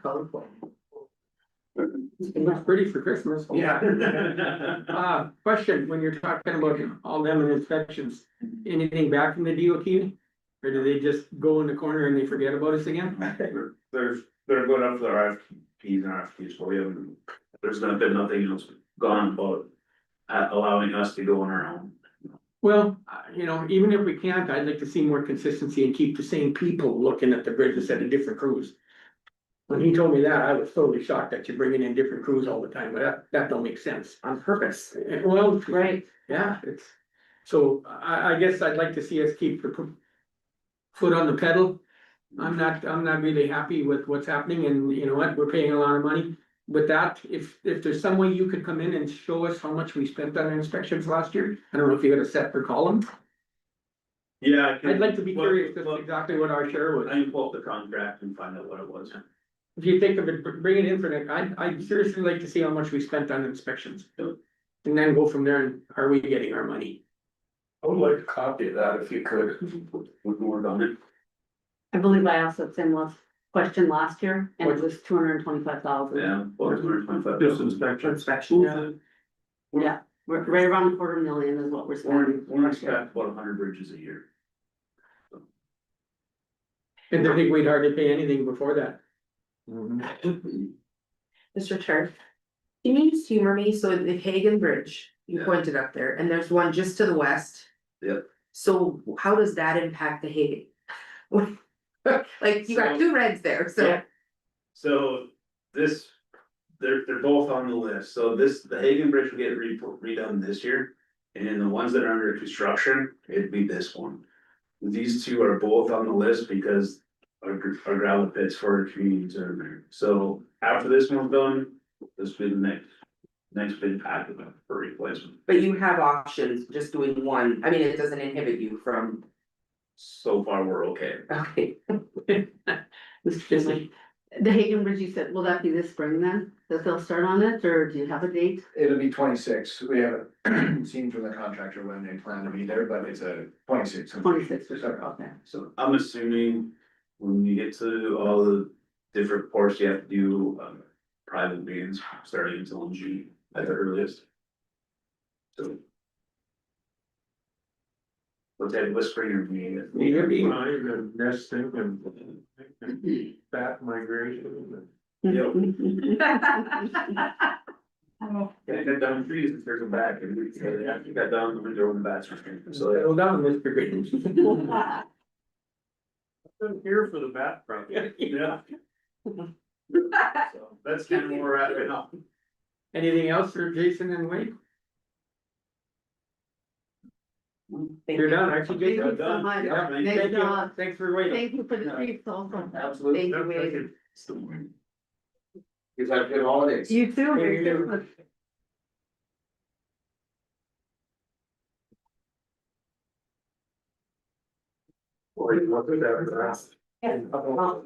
Period, isn't it? You look at that map and then you look at, and I got it here if anybody wants to look at it, that water board one with all the drains. I took a picture this morning. It's unreal.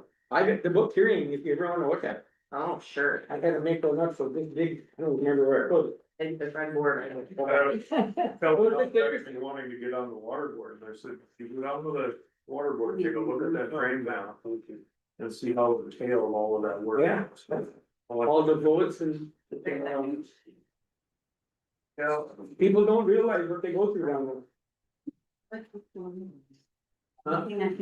My water board map. It's down, I think it's in the bottom drawer. You know, I went in there and tried to hit that enable and change it. It wouldn't- Weird, I can look at it. So I did look at. Yeah.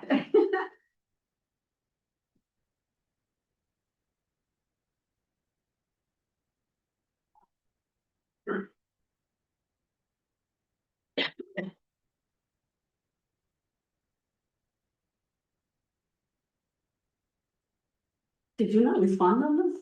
I told her I tried to and it wouldn't let me. Oh. It wouldn't let me change anything or a dang thing. Or do you think since you're chairman, you don't have to have any No, portfolios no. this year?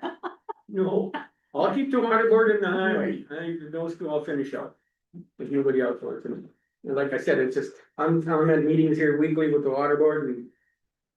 I guess if one last spin at it, there's well, you guys heard it this morning, that issue on the drain and a couple things with the highway, I guess I'll finish them off. If you guys don't mind. Well, put your water board under your name And the highway department. and highway department.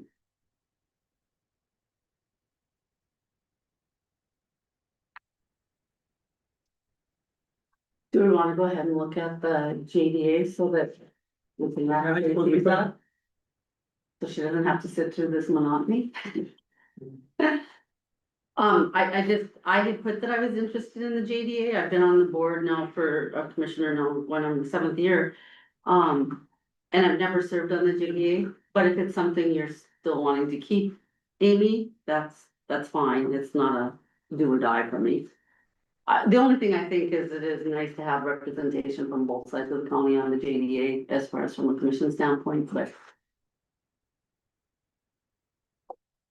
Just a reminder that the JDA is made up of membership across the county, and I would actually argue it's probably west heavy.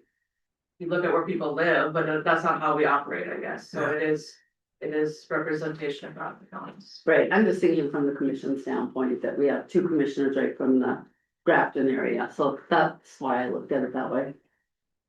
And if you want, you mentioned it, not to go away from the JDA, if you want the health board one, you can have it. I already was planning on that one, or.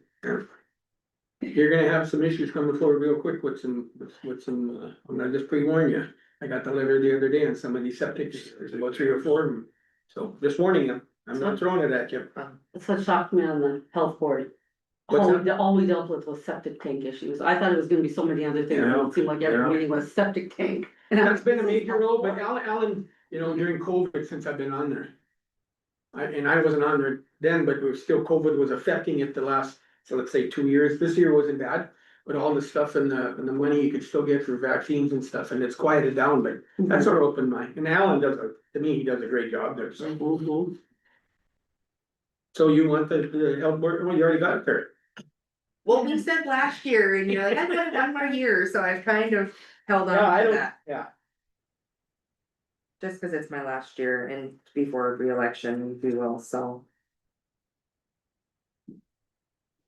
I would like for sure the domestic violence board another year. I've only been on that 1 year. And so I just feel like I'm getting my feet under me in that one. I agree, and I was interested in that one, and I can hold off for a year for sure, and I know you were, maybe we swap next year, cause I was on. The zone north, If I'm reelected, yeah. right, but I would like that one more year as well. Sure. Because again, yeah, you just kinda get your feet wet, I feel like you Yeah. can do more than a year that on some of these boards. Yeah, the only thing I'll say, I am on the exec committee for JDA, so that's the only other piece when it comes to that one. Did you wanna comment, Stacy, on this career builders board, whether there's need for a commissioner? Yeah, so when the career builders board was formed, that was before my time. I'm not really sure why technically commissioner was put on there. I mean, to me, it makes more sense to be a JDA board representative because it's the JDA's program. So right now, the membership is 2 from Park River, 2 from Grafton. We have someone who represents schools, which is Mike Hansen, myself as the secretary treasurer, and then a county commissioner. And knowing that you all have these portfolios to work through, I mean, Christy knows it's not a labor intensive board to be on. It's approving applications for the program, and I think we've kind of gotten through like the startup of the program. I don't feel like there's gonna be a lot of changes going forward. So if there was one you wanted to eliminate, that could be one. It's certainly up to you guys to decide if that's something, and or the board technically, I suppose, could decide to change its membership to the career builders board, could decide to change membership too, so. Right now, is it in your It's in the bylaws bylaws. that a commissioner They could be does revised. represent? Yeah. They have been revised once already. I don't remember what we did, but they were revised, right? So it could be revised again. Ron? I was asked by Tanya to remind you to put the PIO on your portfolios list. I don't know where to put it yet. That's for you to decide. So you could add one and drop one. There you go. If you want. Well, you know, you look at a lot of them and I don't think we wanna drop it in case something happens, but I think of that soils committee I'm on. I mean. 7, 8 years ago, we were busier than heck and everything. I said in the last 3 years, I don't think we've had a meeting. But I don't think we should let it go either. What's the county safety committee do? Couldn't tell you. It's mine, but. You know, Well, you're not doing your job then. I couldn't tell you even. I'll take that one. yeah. That's part of it, is some of these are like, Yeah, I can't take 6 of them, and others are. yep. Well, like even that Devil's Lake, I like doing that with the water board, the basin, but the last couple of years, I haven't been to a meeting there. I wanna start going again, but. Cause LB I know goes quite a bit. Right, we need to be careful how we balance, I think, is, Yeah, because like, yeah. your highway department, that's very labor intensive, water board's intensive, sheriff is intensive, you know. Yeah. Yeah, I'd like to keep the sheriff's department and the county fairs. Okay, yeah. Somebody else is gonna have to take soils conservation. And Brandon is supposedly running for commission, and so am I. It's gonna be a conflict. You know, since we don't fund that, do we need that? Well, that, I mean, we don't have any control, I shouldn't say we don't fund it, but. Well, I we agree have with that. several on here though that we don't necessarily fund, that we still. do, and I was thinking about this, cause basically, they don't listen to us anyhow. They get their funding, well, they don't. But would it be wiser just to have that as an open position and whoever wants to go to the meeting can? Just so you get a different look from everybody? I would have to guess we have to have representation. Well, that's Century Code. right, Could be. but do we need one person or can we just, you know, Yeah, this month, Paul, you wanna go, you go, next month I'll go. And then everything, For consistency. it'd be Well- that one person. and like I said, they don't listen to anyhow, so. Do you have you got input, but they don't listen, do they? Well, I don't put you on the spot, but no, they point blank told us they didn't have to listen to us. I just wanna say, they may not listen, but I think it's good Yeah, for us yeah. to have representation there. Because we see things. And we can have input and maybe. Board members will listen, maybe they won't, and there will be new board members in the future, so. I don't think that's something we wanna give up. we've gotta have a. Oh, I didn't We say need give it to up, be but there. Yeah, I know I had it for many years and being I'm gonna be gone in 1 year, I think it should be somebody that's gonna be on there for a couple of years. How do you, whatever, for whoever wants it, Well, we're both, Denny and I are up next Yeah. year, so. so it's between you two. I'm up the next year, so I think you're the best option. Because I think Brandon will continue to run. Well, I'll be at the same time as you, but Yeah. I mean, I'll take it. Don't Okay. get me wrong. I- There you go, put him down. It's yours. Bingo. Soil conservation, Paul. So I suppose we should cross off the ones that were taken off the list already. I have them Okay, marked. Sheriff Department, Soil Conservation District, County Fair, Water Resource District, Health Board. And Domestic Violence Board. And then we didn't decide on JDA. If you're on the exec committee and you'd like to stay on, I mean, that's fine. It That was sure just could something look different, I mean, as far, even if I'm reelected, if you really wanted to serve Right. on it, I'm not opposed, but if Except I'm not you- exact.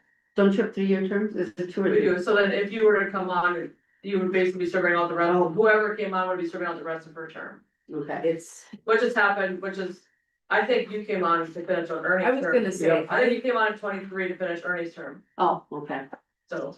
so why don't you go ahead and keep that if you want? Well, I'm okay. fine. they had enough of me, so I left.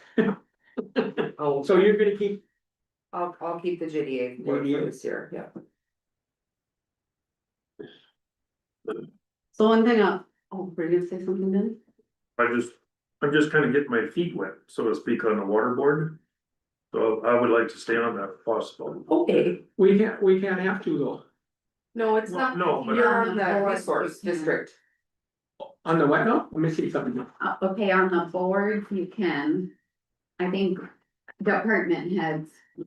Is just one portfolio holder, but boards, Yeah, like water Okay. resource district. we've had two on there, you and I have been kind of the, But or is that any different than the highway one? And we were told we couldn't have two there. Well, that's That's the department. Department head. This is Okay. the board. Okay, just to make sure we're good then. So Denny has the water resource district. Good Ernie idea, and Danny. Danny. You could get chewed out too every once in a while. you know, water runs downhill and I'm at the top of it, so. That's good. And then I have Ernie as county park board member, We all are the board, Yeah. not, listed as commission chair. but- Yeah, that's normal. we all should get 7 then, if that's. Or you should only list it as that, cause we all have to go. You could have the Devil's Lake Basin in mind. Who, The Devil's Lake Basin, that sort of goes with the water board. who's taking that, Danny? I will. Oh, you And will. if Danny wants to go and I can't, Yeah, that's. it's good to go and talk to those guys up there once in a while, keep them straight. If we've decided on the JDA, can we make that motion so that? Oh, Yeah. sure.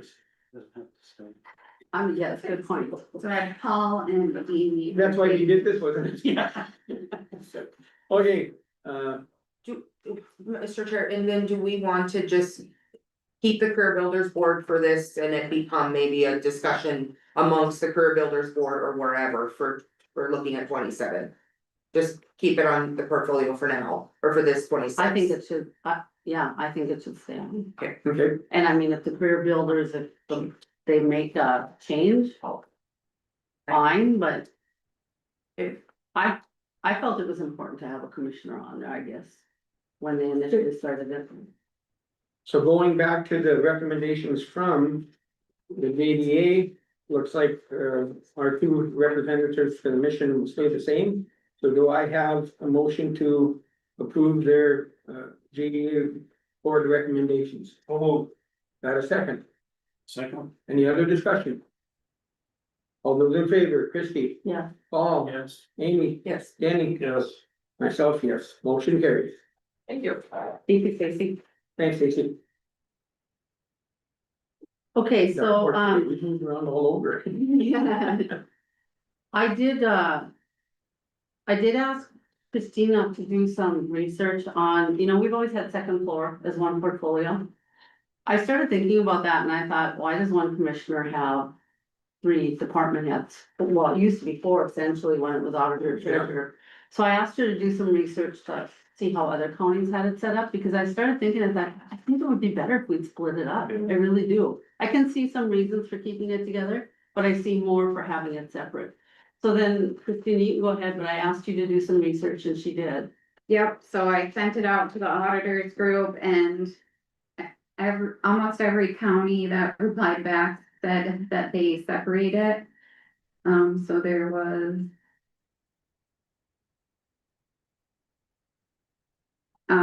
Cass, Wells, Ramsey, Botno, Pembina, Barnes, Mercer, Ward, Ransom, and Burks all separated out amongst the commissioners. Richland County groups it together with the auditor being the direct supervisor for the others, and Trail has it all under one commissioner. And Cass had it separated, or? Yeah, did you have Cass, in there? Cass, Well, that was- Wells, Ramsey, Botno, Pembina, Barnes, Mercer, Ward County, Ransom, and Burke. You're talking separated, like the second floor departments is what you're saying? Just all department heads, separated out. As an individual, so like when I had second floor, when Ernie had second floor, we had 4 department heads under us. So that gets, I'm not gonna say it gets to be a lot, but at times it gets to be a lot. And I just think maybe it would be good to have them separate. Just because maybe some of the commissioners' strengths might be better suited for that certain department than. So I guess with that, after she said so many were separated, I felt like that was, good support for us to separate them. And if that was the case, then I would be willing to keep the auditor treasurer's office. And I know, Paul, you had mentioned you were interested in that as well, but that's when we had them all together. And then you have, I had the recorder and tax director, I would give those up if you want to take those too. Yeah. I'm pretty new here, but I know that that floor operates kind of homogeneous, they operate together, so I guess I do have some concern about separating, but I don't have that much experience with it to really know how it'll function. I kind of like the idea of keeping them together, to be honest with you, and I don't care if I get it or not. I mean, I'm really okay either way, but I don't know, I just have some reservations about splitting them because I just fear they work so closely together, day in and day out, but just my initial thoughts. Again, I've never had that portfolio, so. Do we try it for a year and just see how separated goes? And if, it probably will reveal itself if it's not working, or we like this worked better together. Right. Then we know, but you don't know unless you try if people are separating it. I just thought it would help balance the portfolios as well. Well, balance is a concern. Is this something that we can change? I mean, if we do something like this and realize 4 or 5 months down the road that this isn't working, is it something we can change? I don't see a reason I why. don't know why, it's not like terms or anything else, we're just doing it to. Yeah, For them to have someone to contact and us to Yep. check in with them and. Yeah, and then when you have elections, if things can change too, if you have someone new coming on. Obviously that's the end of the year, but. Yeah. I'd like to give it a try. I've had it now for a few years. I don't know, Ernie, what do you think when you had it? You had it for several years. yeah, I had it a long time, it was sort of nice because they were connected. But per se now that Christine is here and you got your interim treasurer, I guess I have no problem seeing if it'll work separated, I could go either way. At the time I was there, and you could probably the same thing when we were. Replacing people or, you know, they're leaving and we had to find new ones, it got overwhelming at times, you know? Yeah, to have yeah, all- just like and what it they wasn't do. just the auditor's office, it was the treasurer of this. Right, That's what they're what- experiencing now. Yeah, and that's when I say it probably overwhelmed me a little bit. But I can go either way, whatever anybody else wants. I would say if the auditor treasurer's office was still separated, I would want that to go together, you know what I mean, to be under one portfolio, but the Yeah. tax and the tax director and recorder. I don't know. Yeah. I think it would just help balance. So would everybody be okay then if I keep the auditor treasurer and then whoever wants to recorder tax director, go there? Once I call? You were interested? I was. Good. I guess I'm willing to try it. I mean, I have reservations about it, but So Paul's gonna take the recorder tax director. We already got it, okay, you're already, okay. Okay. You almost should just go through each one. Yeah, we're gonna have to. Yeah, that's what I was gonna say, can we just go down the Yep. line? Why don't we start at the top now and start with Christie? So, Or I was gonna say, start by portfolio and go down the line, right here, yeah. okay, So auditor treasurer will be Christie. Yep. Recorders and tax director will be Paul. I guess we didn't talk about human resources. Is it here somewhere? yeah, so Christy said she would like to keep human resources. Have you been Okay, there it on, is. have you been on that one? Have you had that one on A that? couple of years. Okay. Well, I see one here, Devil's Lake Basin alternate. Maybe you should take that, Danny, being you're on and on the I'd water. like to take that. You okay with that, Christie? Yeah, I did 0 with it. Yeah. You never asked me to alternate for you. Well, you know what, at times they didn't have meetings and they didn't, so I'll be honest, the last year I only probably went to 1 or 2 meetings. I used to go to them just about every month. Yeah. Career builders, you're gonna stay on that? Well, Or- I was gonna get off. I was gonna get off because I have been on it now since its inception, so I think it's time for a change. And I will say, I have a little different opinion than Stacy on it. I think it was very important to have a commissioner on there. There were many times that I spoke up about different things that I felt weren't, that I wanted to see, I guess. I'm almost wondering if maybe it should be a commissioner that's on the JDA board, or do you think different? I think that was fine. Yes. That was fine, yeah. Yep, And it's an interesting board to be on and it's not labor intensive. Once a month we met. Sometimes if there weren't applications, it was every other month. But there were like, just for instance, one time there was an application and they were going to give the scholarship to someone for dental hygienist school, but she wasn't even in the dental hygienist program yet. You know, because you have to get accepted. So there were things like that that I brought up, that I'm like, hey, wait, you know, we need to take a step back. So yeah, I'm willing to give that one up. I actually already told them I would be done. So if somebody wants to take it. Paul, you wanna take it? I would if you, unless you want it. It's fine, it doesn't matter to me.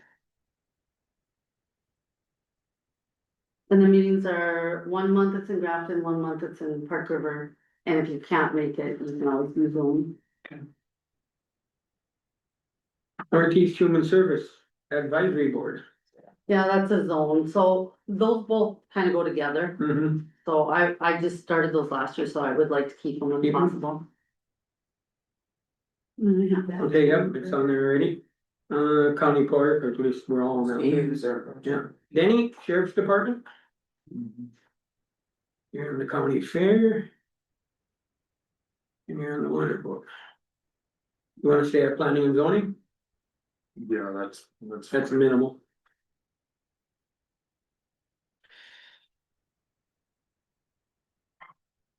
You said you wanted to give up soil conservation? I'll take it. Yep, I got Paul there, okay. County fair, you wanna stay there? Water district, you're gonna be on the me extension office? Wanna stay on that too? Yeah, that's fine. What about weed board? Wanna stay on that too? That's separate. Oh, you got it. We know it. What's the regional council alternate? I really, I'm wondering why we have alternates. But you know, that and then the Devil's Lake Basin, why do we, it must have been something required or? Well, in case you can't go, then you go. Assassination, I think, some for. So regional council alternate, is that the Red River Regional is that what it's talking about? Yeah. Oh, I would consider those to almost be in parentheses, like you're willing to step in, but it's not really. That's what I think it is. Right. Right. So I mean, I would put it at the bottom in parentheses, like. On me? I don't know, Let's put it this way, it doesn't get to count as one of your 6 portfolios. There's no work. Stay with the bases, you're really at 6.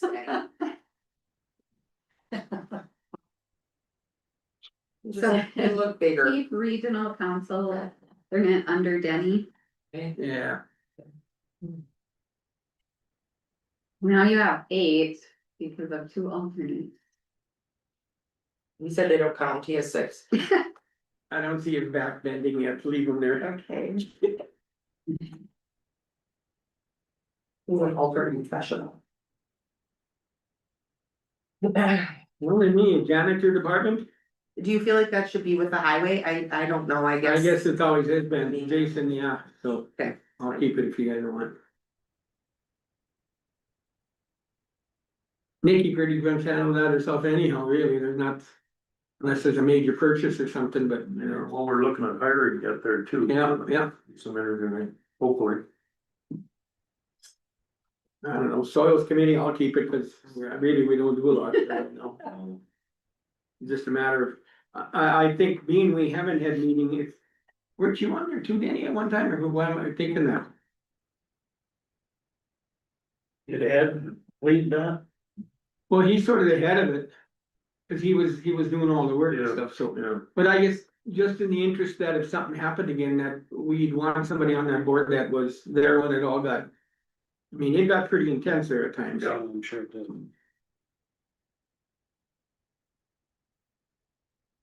It was like Basin, It's you.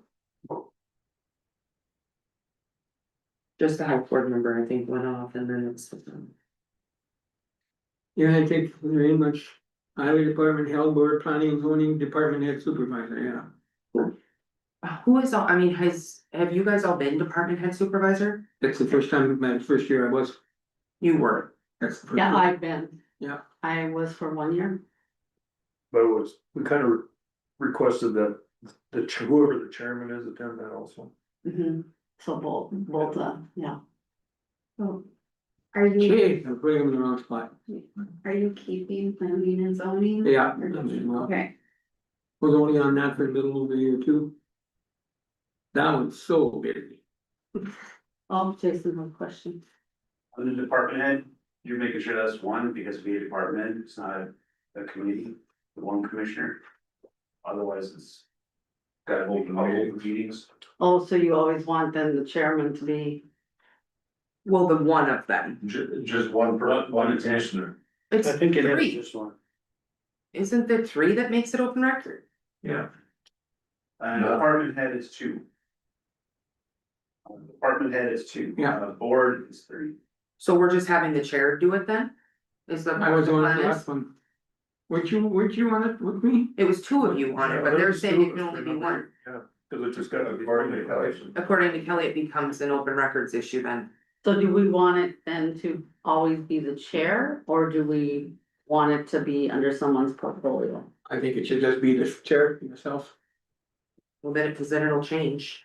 Yeah, you know, the next question. Yep. And that's maybe good too, it'll change every year, so now you Yeah. have 8 on your, I'm not counting. okay. 2 don't count. Yeah, look at her talk. That was like, no, I mean soils committee and what was the other one? That was like, you could go along the list, planning and zoning. Okay, Amy, Yeah, put Yeah. county safety committee, you better count that one. that one's so busy, you don't know what you do. I know, it makes me feel the Figure this out yet? Then you got job development, I mean, I'm in the thick of the emergency management, so I'm fine keeping unless someone really wants to, Emergency management too? yeah. I got that scribble here, I'm just gonna wait for you to look to it, Yeah. and then. Domestic violence you wanted to stay on? I did, yeah. Health board? Those are already listed. So Yeah. Health Board, Regional Council, Domestic Violence, Job Development, and Emergency Management at this point.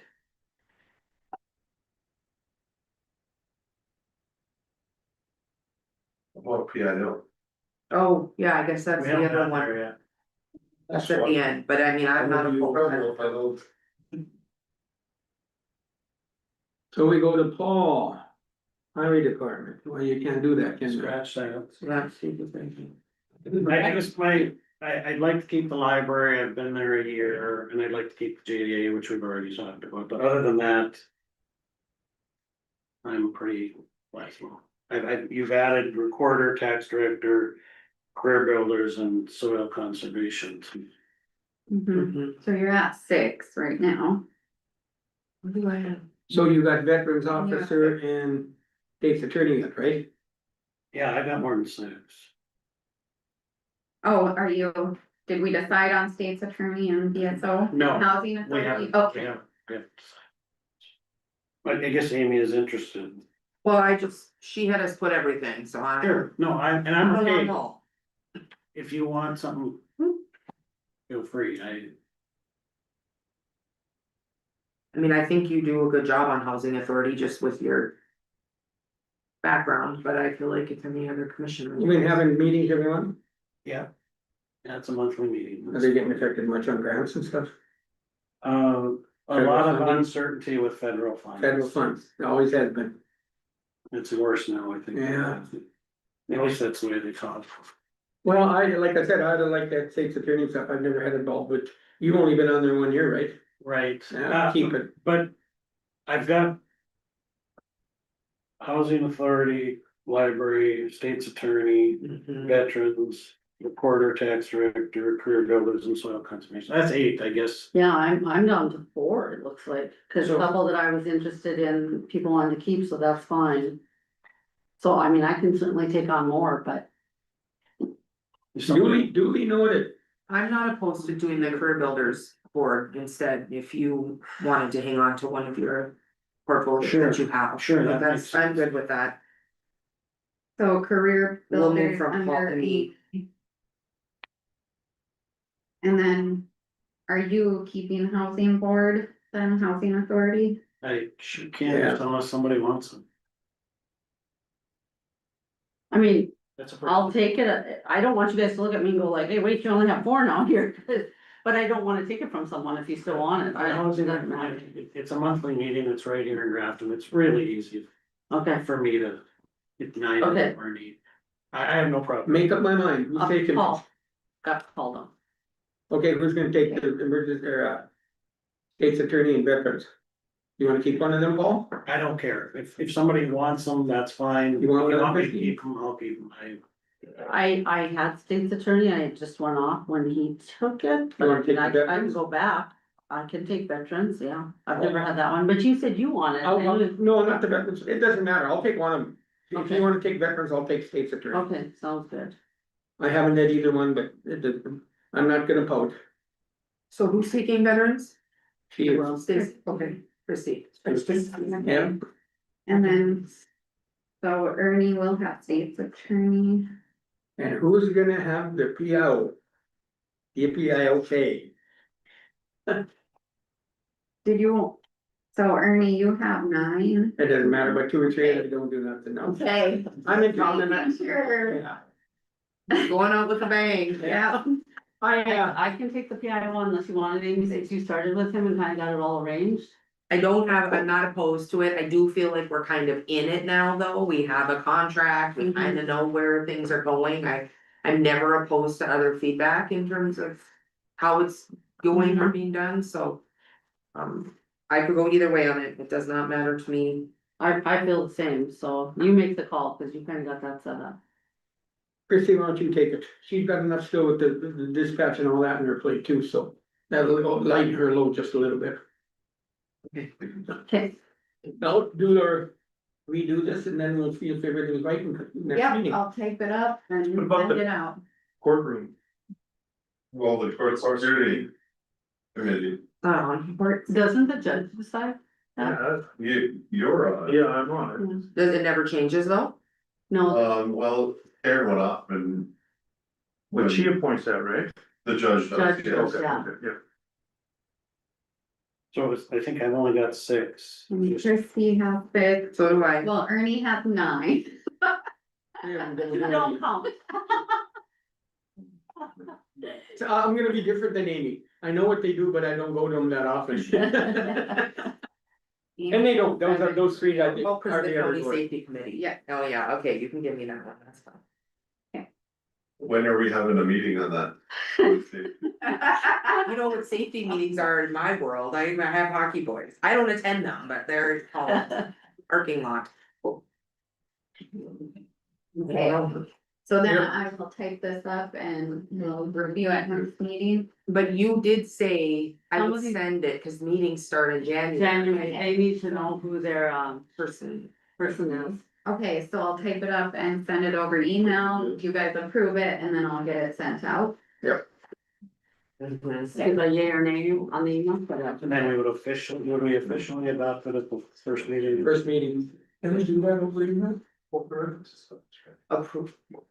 yeah, Well, I feel like this is pretty, I think we're pretty good. Yeah.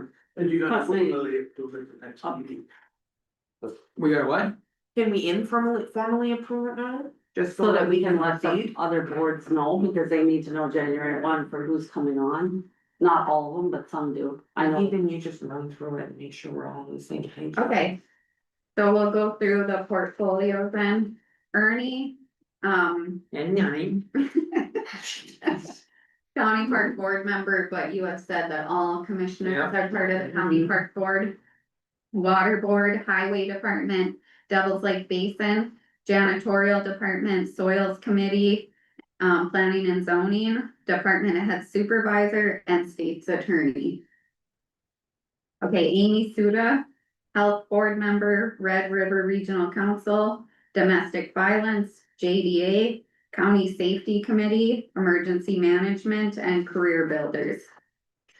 Christie, Human Resources, Northern Valley Human Service Board, Northeast Human Service Advisory Board, Auditor Treasurer's Office, Veteran Service, and PIO, Public Information Officer. Denny, County Fair, Sheriff's Department, Water Board, Devils Lake Basin alternate, Planning and Zoning, Extension Office, Weed Board, and Regional Council alternate. Paul, Recorder's Office, Tax Director's Office, JDA, Soil Conservation, Housing Authority, and Library. And then all for County Park Board. And then you had said all for Regional Council alternate, or we put it right under Dan, you guess, okay. So with that, any discussion? Did you have me as JDA? I think you did. Yeah. Yeah. Yeah, I didn't see any. So with that information, do I have a motion to approve these portfolio holders? So moved. Do I have a second? Second, Any more discussion? We can always Yes, look at it and change add that. it as we see fit. So, all those in favor, Paul, Yes. Amy, yes, Jenny, Christie. yeah, Myself, yes, motion carries. Is there anything else? I think we covered everything, no public comment? No public comment. I have one thing, I just wanted to mention that. We did set up the colors program, offered it to all the employees, through the extension office. Second floor employees were interested, and I was not able to attend because I was gone, but how did it go, Christina? It went good, Good. it was really interesting. So you go through and you rate these pictures and words, and then you take a quiz and it tells you like your work style, how you work best with other people. So it's really interesting to learn about the different work styles, and on the second floor, yeah, it was good. Really I think it was a good team building activity and, getting to know each other better and how we work. Our different styles of work, so. They're glad to hear it went well, and it was a minimal cost, it was like $12 per pack then, so. this is Yeah. it, you know. Katie Thompson, ran the program for us and she did a really good job of being the moderator. I mean, I would recommend it countywide. I think it would be a good, break for employees, Mhm. just, get out of regular work and learn about each other, It was even recommended to me that the commissioners do it together. Because it kind of helps you learn each other's personality and why that person maybe is like that. That's what I understood, is why that person was kind of like that, or you know what I mean? That's what I understood from it, but. So someday maybe we should think about that. I'm thinking one year we did it, but I don't remember if it was here or maybe my insurance job, but I did one of those color. And we have a ropes course with it. What's that? What? You better trust each other, We'll have to YouTube that one. Yeah, oh God. Okay, meeting's adjourned. Merry Christmas.